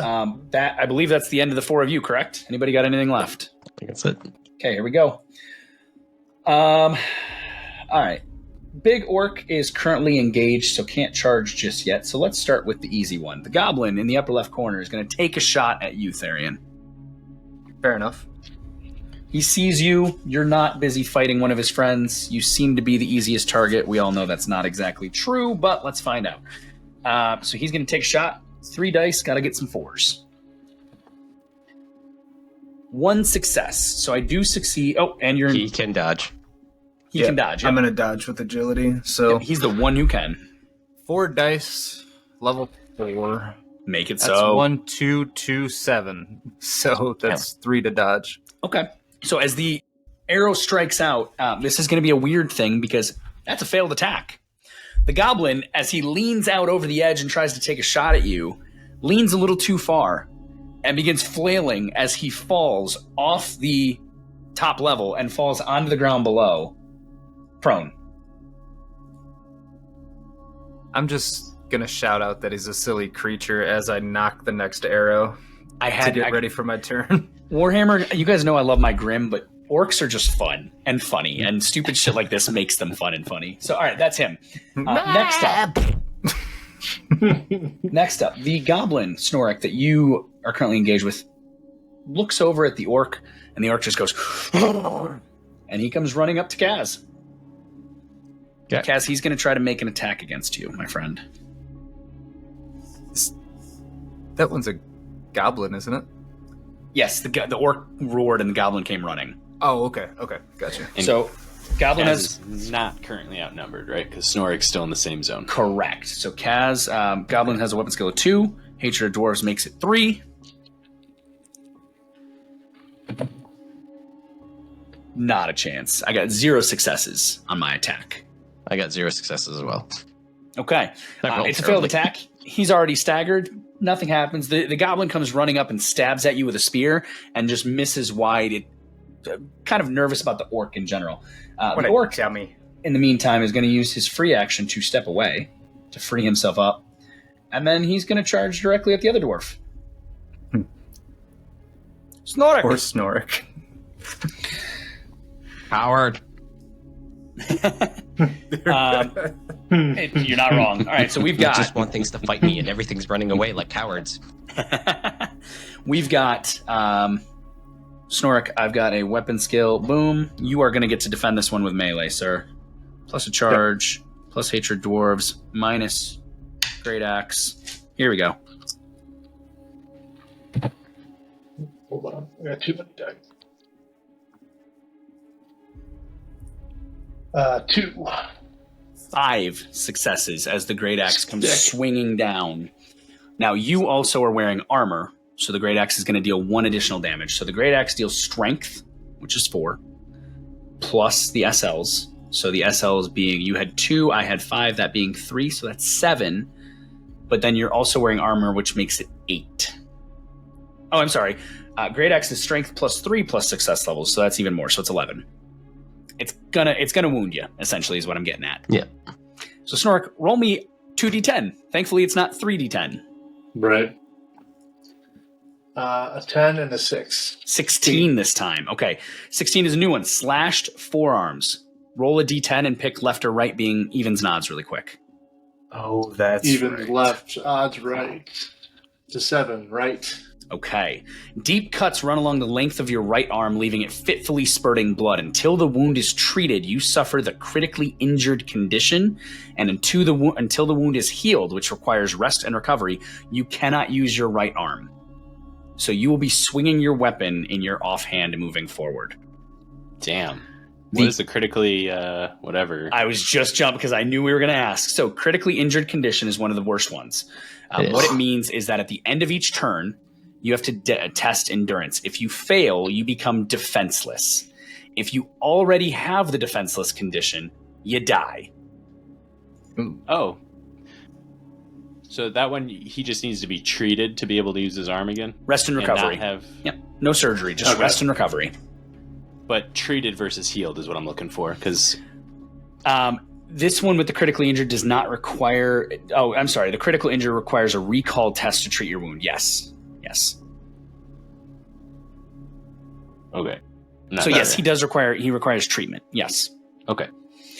So Snorik, not good. Just so you guys know, I have the anatomy lore, so like theoretically, huge against. That's huge. Yeah. Theoretically, I can treat him if we can get out of this. If you can get out of this. So Snorik, at the end of your turn, at the end of each turn, so end of a round, top and bottom, you guys then enemies, we're going to test endurance. So that's coming up shortly. So be ready. Got it. Yep. Last but not least, charging back into the fray. You wanted to fight, Kaskin? You're going to get a fight. Good. Oh boy. Still doesn't have his cavalry spear because GM left it back. So he's wielding a sword, but he's coming in. Hatred dwarves. Okay, so he's going to be rolling 6. Weapon skill 4. Hatred dwarves makes it 5, and then being up on a mount makes it 6. Oh, charge makes it 7. Oh, sure. Why not? And just dice pool.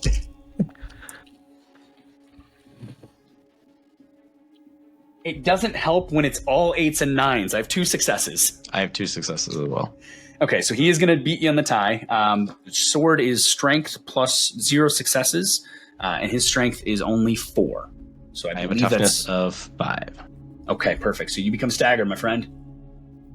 All right, that ends the dangers of your GM. Snorik, we need an endurance check under your toughness, sir. You need 1 success level to not become defenseless. So that's is this a 4 the and a 4. Beginning of the round or the end? End of the round. We're going to test this at the end of both turns. Got it. So I rolled a 2, 3, a 4, and a 7. So that's 3 successes. You, sir, are not defenseless as of yet. Okay. Gentlemen. I'm going to go first. Okay, go first. I start casting. Shocker. That is 2 successes. Okay. How many wounds do you have right now, Snorik? 2 again. He's back up to 2. Frick. I'm going to make that glorious with my last fate. Last fate of the night. That's the 1 success I wanted. However, there's a 9 in there as well. So that is a miscast, technically.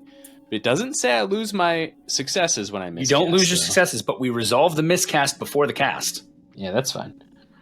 All right, so let's jump over. So miscast. You have 2 miscast die in your pool, right? Yep. So with the miscasts and the rule of 9, every time you roll a 9, you set it aside. And when your total exceeds your wizard level, which for you is 1, you roll the miscast die. So what you do is you're going to roll the die in your pool, 2 of them, and tell me the number. 17. So that's about as bad as it could have been. Okay, you are suddenly transported to a random zone within medium range of your current location. Let's have some fun here. 1, 2. So I got 1, 2, 3, 4. Bad. It's not that bad. 1, 2, 3, 4, 5, 6, 7. I could get inside the building too, though. So I'm going to randomize this just because that's fair. So we have 1, 2, 3, 4, 5, 6, 7. It is funny. Mm-hmm. 8 through 10 gets re-rolled. 1 to 7 across the board. You don't want a 3. Why not? Because a 3 would put you in the building. It's a 5. So you end up teleporting. I haven't moved yet, technically, so I don't really care that much. Right where you are. Just in the middle of the zone. Oh. I guess that is within medium range, technically. Technically, it's within medium range. That was the zone. I was rolling them based on a wheel. All right, because now I have a 3 potency on my spell, though. Actually, Jean-Luc, I'm going to make this funnier because I want to. You end up standing on the edge of the well. Is it an open well? It is an open well. That's scary. What is he doing? Drop him in the well. Jean-Luc starts pulling the winds of magic and all of a sudden just appears on the well. But the reason I did that is because now I exceed the number of wounds Snorik has. I can actually heal his whole arm thing. So he can now use his arm and everything. Snorik, again, you are healed by the winds of Jean-Luc. Thank you, Jean-Luc. I pull in the threads of that jade wind and I go, Shazam! and you are healed. Your bloody spurting arm suddenly just like the skin stitches back together, and despite the fact that all dwarves inherently don't trust magic, you're feeling pretty good. This magic stuff might be all right. No, don't go that far. That's heresy. Put it back. I don't like it. All right, that's Jean-Luc. Jean-Luc, you still have movement. You are standing on a well. Yeah, about that. I'm gonna turn the tides to make outnumbering a thing. There you go. Noise. Okay, perfect. That's Jean-Luc. Next. Well, I'm not bleeding from the arm. I'll do the same. Hey, I'll go move out and charge back in. So, Snorik, just to remind, not to tell you what to do, but the goblin above you is now on your level and prone. Just in case you forgot that fact. Charge him. I forgot he was there. Charge him and zoomed hit in him. too far. Kill him. I was going to say, he's the one who's been shooting all of you with a bow, and he's actually doing pretty good. I was zoomed in too far and did not see him. So Okay. So you No, charge I him, won't which charge adds a that die, and he's prone, which is going to add a die. Yeah. He's going to Get you a try to kill. defend, but this should be a fail. death to the greenskins. He somehow manages to like roll under his shield for one success. That's 5 successes. Yeah, with a 4 success level differential, your Warhammer is your strength, which your strength is 3, correct? Yes, sir. So 7 damage. How do you want to kill this prone goblin with a short bow who rolled under a shield? I'm going to pop his dome Okay. like a pimple. As your Warhammer slams down at your freshly rejuvenated, no longer bleeding arm, you smash the hole of the shield that he was hiding under, and it buckles and breaks and just pops his head like an egg. Love that. Beautiful. Okay. That is you, sir. Therian or Kaz, one of you. I have no problem going now, or do you want to go? Go ahead, buddy. You Yeah, got a it was- bunch of enemies. I'm just here for support. I mean, actually, is Therian going to come into this zone to make outnumbering not as bad? Or nah? I can. I'm still going to shoot with my... You know what? Hold It's on. fine. You just have to be in the zone. Just stand by for 1 second. I will go ahead and do this. I'm going to, since you placed this so awkwardly, I'm going to charge into this zone. I And I'm going it. to stand on top of the well.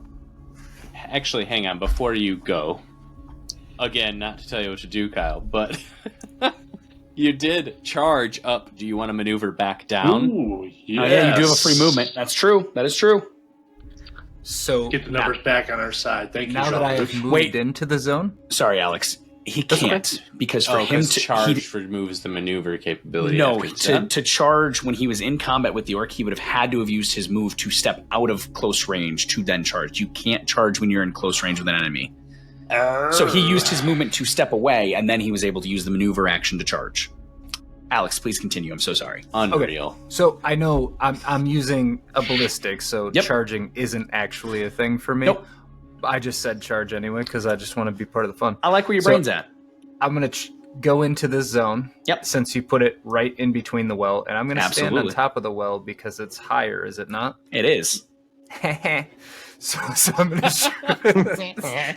Now, you will gain a height. You will gain a height differential on either the goblin or the orc, not Stinkrock, because he's mounted, so he's now your That's height.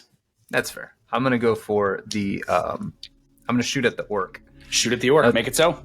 It's going to give me an extra die Make on it my. so. Hey, I'm Jean-Luc, not you. Come on. He does not have a shield, so he does not get to oppose. Okay, but I'm saying for the height advantage, I get one extra die. One right? extra die, That is correct. okay. Yep. Going to be 4. 2, 3, 6, 5. So that is 2 successes on that. So that's 2 going to be 6 successes. damage. 6 damage ties his resilience. He is already staggered. He is going to choose to give ground. Into the zone with and become broken. Shit. No. Fuck. What's he going to do? He's going to get broken. Fuck. He can technically go the other way. He could go the other way. Don't help him. I will help and hurt him. I was as much debating. As I was debating on that. I just didn't think it made sense. But yeah, It as doesn't, you shoot it. Well, whatever. I mean, he's an orc. He's gonna kind of use his give ground to come closer. You shoot an arrow into him, and he uses his give ground to just come closer, being like, "Roar." Or he staggers sideways drunkenly. Like just, Or he doesn't even know who shot him. Whatever. Probably more of that, to be entirely honest. Okay. And then if he staggers, he still stays staggered, I believe. Or give ground washes it away. I can't remember. Giving ground, successful, blah, blah, blah, blah, blah. If you're staggered, yada. I'm going to leave it as it is for now. I'll figure it out. Okay. Perfect. That's my turn. That's your turn. That brings us to the enemy. No, it doesn't. I have my turn. Oh, that brings us to Kaskin. I'm so sorry. How could I forget you? Don't fucking forget me. Question. Yes, sir. You said that you couldn't just disengage with an enemy to then charge another one. You can use your movement to step away. You're not allowed to charge if you're in close range with another enemy. Since there's no rules against stepping out of combat, you can use your movement to do so, like your free move, and then you can charge. You just can't charge from being in close range with somebody. Yeah, so I guess I would step away, and I'm going to go up, run off this thing again, and jump at it. Remind me never to give you a wood pile ever again. Do it. I will use this wood pile to the fucking end of the earth. I'm okay with it. This is so badass. You're going to get +1 die. He's just like running in a big circle. I feel like somewhere in the rulebook, the artwork for a Slayer is literally a Slayer midair with like an axe above his head. Yeah, that artwork does exist. It's 4 success levels because I rolled really well. It's on the nose. I have to try to defend. And I lose 1 die for a great axe, so I only have 5. You said 4 successes? Yep. That beats my 3. So +1 success to you, sir. They take a wound. How much damage you do? Doesn't matter because I had 4 successes. Oh, it's not about the differential between the opposed tests. It's just, holy shit, that's brutal. If I have 3 successes, that's what I had to double check it. It just says if you have 3 successes, Slayer, bro. Roll me 2d10. Fuck me. Yeah, if your attack results in 3 or more successes, they suffer a wound. Hey, I believe you. Roll me 2d10. 2d10s. That is going to be a 19. Oh my god. That's wild. It's awesome. Number 19. Wild. Blacking out. The blow hammers into your skull and the next few seconds are a disorienting blur. Test endurance to avoid losing an eye. All right, well, let's test endurance to start. Randomize which. Until the wound is treated, you suffer the blinded and critically injured conditions. Until the wound is healed, you suffer the staggered condition. Jesus Christ. Yes. Bad day to be an orc. All right, so the good news is I don't lose an eye. Bad news is I am now considered critically injured, which we've been over. Blinded, which we've been over. And he's now staggered. So staggered is a new one. Well, staggered is not a new one. We know staggered. So he's considered staggered permanently at this point.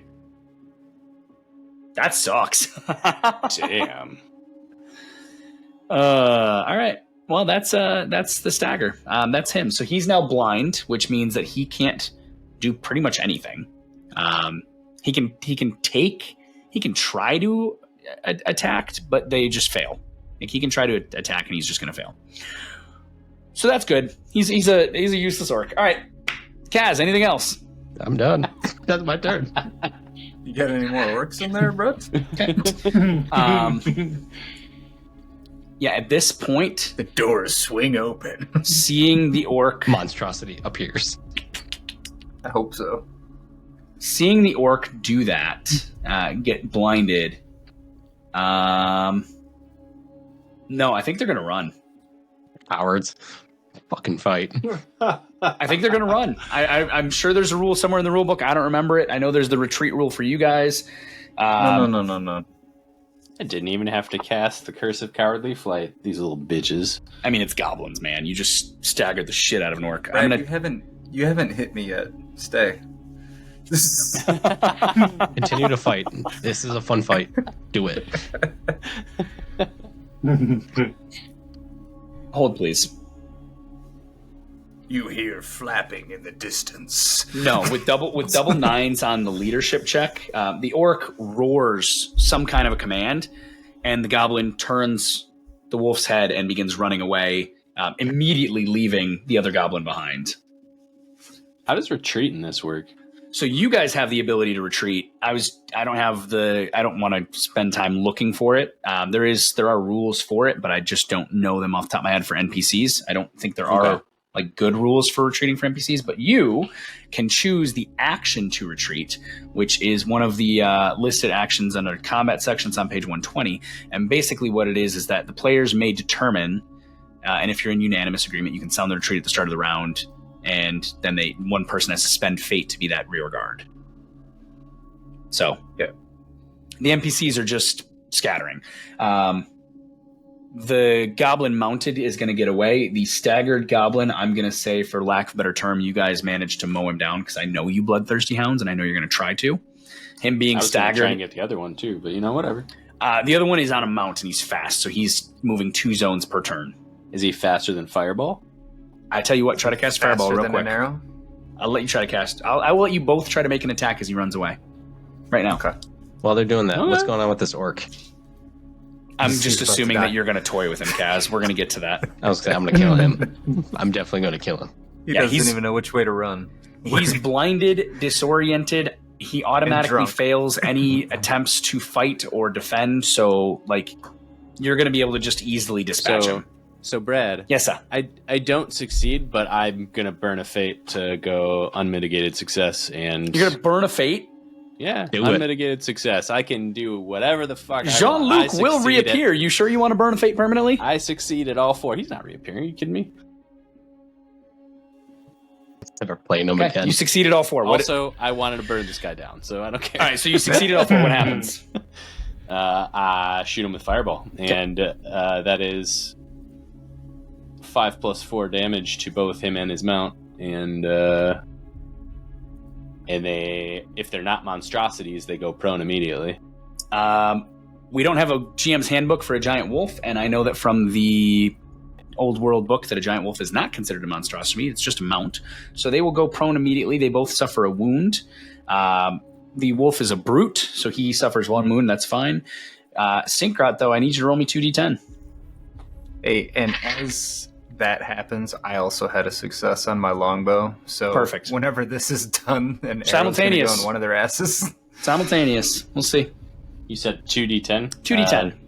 It's an 8 and a 6, so 14. Internal injury. A hideous blow causes damage to an organ you probably cannot name until the wound is treated. If you take any action besides recover, you suffer the critically injured condition. Until the wound is healed, you suffer the drained condition. Next up. Therian, you pull the arrow back, you fire, you also hit them. Attacks always go against the rider of the mount unless you specifically target a mount, which you didn't. I don't want to shoot the dog. I figured you didn't. Roll me 3d10. 3d10? Yeah. This is separate from my damage, right? Your damage is going to be enough to wound him. I'm not even making you roll damage. I got you. Okay. I got a 1, a 10, and a 7. 18. Spilling guts. Your torso opens up in a burst of blood. Unless you immediately drop what you're holding in one hand and clutch at your stomach, you lose consciousness, becoming defenseless in seconds. Until the wound is treated, you suffer the critically injured condition. Until the wound is healed, you suffer the burdened and drained condition. So, as this goblin takes his giant wolf and starts racing through the trees, a firebolt and an arrow strike him. He immediately drops his sword, his shield, and is holding on and riding off as fast as he can. Yes, they fall prone, Jean-Luc. The wolf is going to stand up and try to run away on their turn. Can I ask, is a blaze considered a minor condition? A blaze is considered a condition. I don't know that it's considered minor. Why? I am only asking because the improvised spell modifier table will increase the CV modifier by +1 to increase the range to medium or inflict a minor condition. So I think you can add those 2 pre-established spells as well. And if a blaze is a minor condition, I would like to have inflicted a blaze because I technically had a 4 on my cast and not a 3. If that made sense. It does. I'm pretty sure a blaze does extra damage. I think that's the one I'm thinking of. A blaze at the end of each turn, you test endurance to avoid a hazard. Yeah. None of these are listed as being minor, so I don't actually know. But fuck it, you burned a fate. You light him on fire too, and actually at that point, he's not going to survive. He goes riding off and gets lit on fire, gets shot with an arrow, etc., etc. Are hanging out. Yeah. He's on fire. Like, nah. Yeah. So, all right, we can shutter this scene at this point. Fair enough. No. John John Hobo needs to complete. kill the orc as I shout out, that's 3 technically. No, it's not. You don't get credit for that. It still counts as 1. This is John Luke's skill. So, Kaz, I know you were asking as well. With the orc being blinded, you will be able to literally just deal with it. That part's easy. Decapitate him and say, that does not count as 3. You get 2. Jean Luc gets 5 or 4. Harper Henry, I lost count on you. Yeah, John, 2, 3, you did kill the most. 4. Wizard's gonna do wizard things. I think it was 5. Pretty sure it was 5. Yeah, I think 5 sounds right. All right. 4 or 5. It was somewhere in there. So with the Greenskins dead, as you guys look around where they had been, the camp, you see dozens of barrels of ale. You saw a drunken orc. The room is also filled with the room of the temple. The temple itself is filled with goblin shit. Like, they obviously used it as a toilet as well as where they ate. It's also filled with crates that bear the seal of Talagod that obviously at one point had foodstuffs in them. I'd like for each of you to give me a quick, let's call it a recall check. So that'll be under your reason. And I will say that for the sake of this, recall check. Snorik, you will get +1 die for Lore Empire. I That's got no big old successes. is 0 successes. Okay. Same. 1 success for Snorik. Okay. Yep. 1 success. Jean-Luc and Snorik, it kind of makes sense that you guys start putting pieces together, but as you comb through these boxes, these crates, these barrels, a very standard, you manage to find what appear to be like little manifests or little items, little pieces of parchment that have a tag on them. A tag that bears a moniker of the Inn of the Lost Hope. That son of a bitch.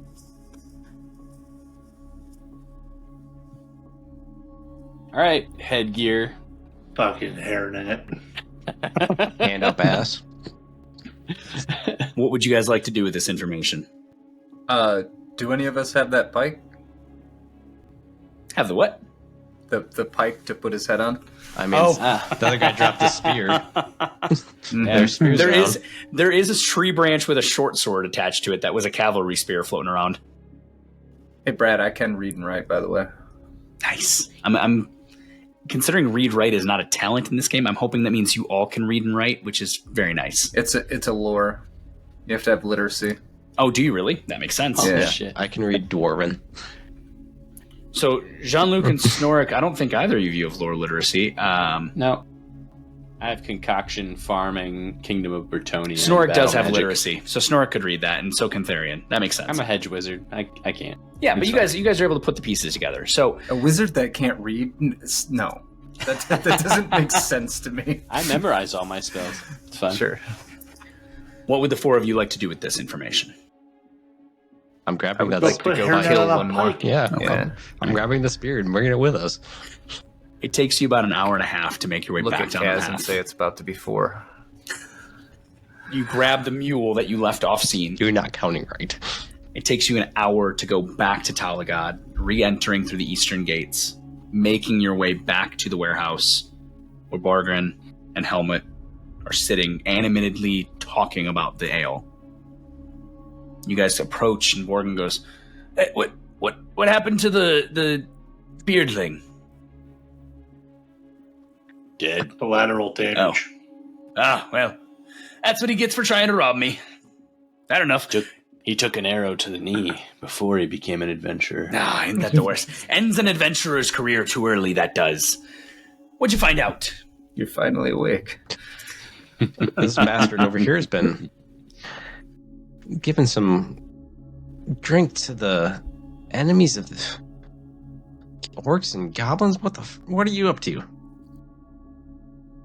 What? The Helmet just goes, what in the world are you talking about? I would hope that one of us would have brought like the emblem from like one of the crates or something. Yeah, I used my pick recorder. Your picture recorder. Well, I would have just smashed one of the crates. You brought something from a crate. Did you bring a orc trophy or something? I mean, was that well, we brought the pike, so yeah.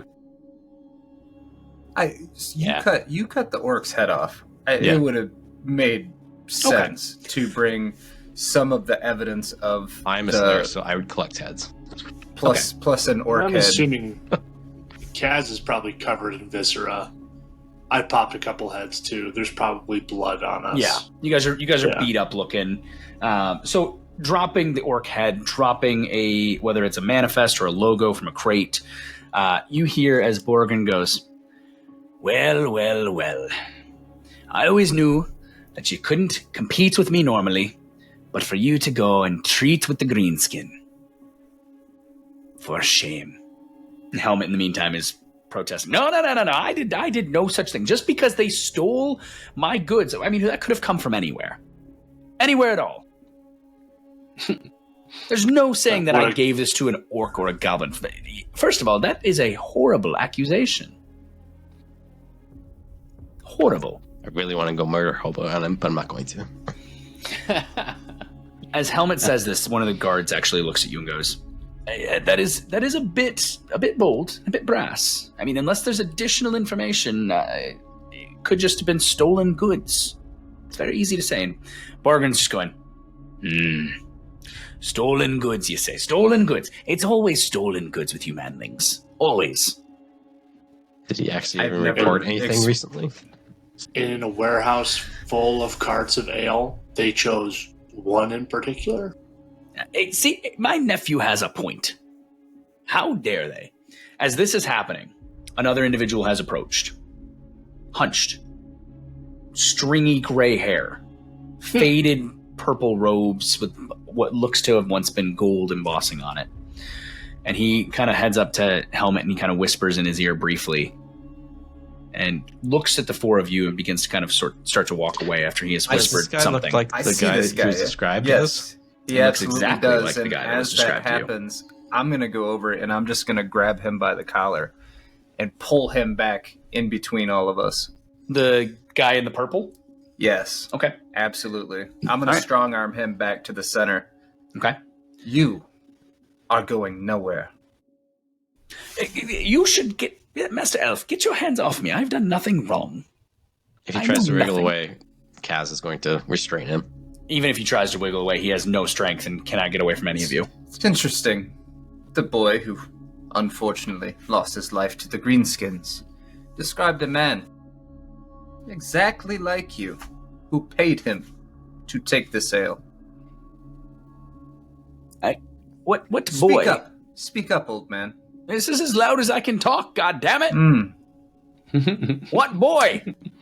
The men, excuse me, Brad. Yes. Broke into here. No kids are killing me today. One of them went with us and he described exactly you. I'm going to start Paid searching to him. steal the sale. You're going to start searching him? Kaz, how are you going to start searching him? Just manually stripping him down? Totally, yeah. I'm going to start ripping into his items. Okay, you try to do that and the guards go, whoa. We have rules around here. No, we don't. Yes, we do. There are no fucking rules out here. There's always rules. And I'm going to turn to the guards and say, stop me. Level-headed guards in Warhammer. You're going to say stop you? What do you want to fight the guards, Kaz? I fucking will. If it comes to it. So as the guards are telling Kaz to stop, as Therian is questioning this stringy-haired individual, and his helmet is making his case that it's not anything to do with this. He has nothing to do with his goods being stolen. Borgrin, Snorik, your uncle looks to you and goes, well, you know, it's been a long time coming since we dealt with certain things in the old ways. It's been a long time, and you have earned your stripes. You need to make sure that you learn how to make the ale. And is this happening, Kaz? You're like arguing with the guards. You need to make sure you learn how to properly toast the yeast to make the ales. And he reaches into his tunic and he pulls out the key. He presses it into your palm and he goes, I think it's about time this was yours. And Borgrin goes up to you, Kaz, and puts a hand on your shoulder and goes, now. We still live here. No need to fight. While Kaz is arguing with the guards, I wanted to do a stealth check to... We're going to allow that. Fleece dude's pockets anyway. Yeah, give me a stealth check. So Kaz, as you're doing this, though, Borgrin I'm comes up not behind you arguing and says, with the guards. I'm just doing it. Unless they can physically restrain me. They are literally like pulling weapons on you. Borgrin comes up to you and just goes, Borgrin comes up to you and puts his hand on your wrist and goes, we still live here. Let's not. I can move on. You can. Snorik can't. You're going to cause a disruption for all the dwarves in the town. We just had to kill a bunch of freaking goblins and orcs because of this douchebag, bro. Like, come on, man. Jean-Luc, how'd the stealth go? I got 1 success. Okay. You search his pockets, and as you do so with 1 success, he notices. And he's just like, hey, what it doesn't matter. You pull out a piece of parchment. It's nothing really egregious because you can't read. But I can. I'm still going to hold it up to Therian. Okay. Therian, you grab it. And what it is it's a crudely drawn map of where the ale was, where you were taken by the kid. And he just looks at you and goes, why did you need to see that? Well, because it's got like written instructions on it too. And he just goes, yeah. All right. Any more bullshits to come from your mouth? I didn't say any bullshit. I just didn't know who the boy was. But I'm assuming now at this point, assuming you mean my nephew. Wait, is he? Where is Rickard? I slap him on the face. Guards. Finn. So as you slap him on the face and order the guards go in, they take Helmet and this other individual and begin to haul them off to jail for trial down the road. As he's leaving, Rickard's dead. He wails like an old man. Gentlemen, that brings us to the end of the stolen keg and the story of how Snorik almost died getting his asset. Was it worth it? You know what? It makes it that much more worth it. Absolutely. It really does. Now Snorik has a reason to continue to live in Talagod, and damn it, Erik. It's a one-shot. I don't fucking care. I don't want to go murder hobo, but I'm going to go murder hobo. Hey, for everyone listening at home, thank you so much for joining us for this episode of System Shift, where we played through Warhammer, the Old World Roleplaying Game by Cubicle 7. It is brand new, coming out with the GM's Guide coming out here in July. The game itself, starter set and other things are coming down the road. So if you like this, consider heading over to patreon.com/DeadSonsCompany, where you can show us a little love as we keep doing things like this. Our website, deadsonsco.com. We have access to all of the games we played, The Tainted Hive, Mothership, System Shift, Grimdark Chronicles, all the reviews, etc. Also, shout out to Baron of Dice for supporting us. If you like them, go check them out. Use the code DEADSONS to get 5% off your order at checkout. We don't get anything, but you guys get everything, and it's great. And beyond that, thanks to Cubicle 7 for sending us this early so we could at least try this game out. I don't know about y'all, but I'm pretty damn excited to get the rest of it and try it again. Yeah, oh yeah. It was fun. So, with that, we are Dead Sons Company. Thanks for joining us.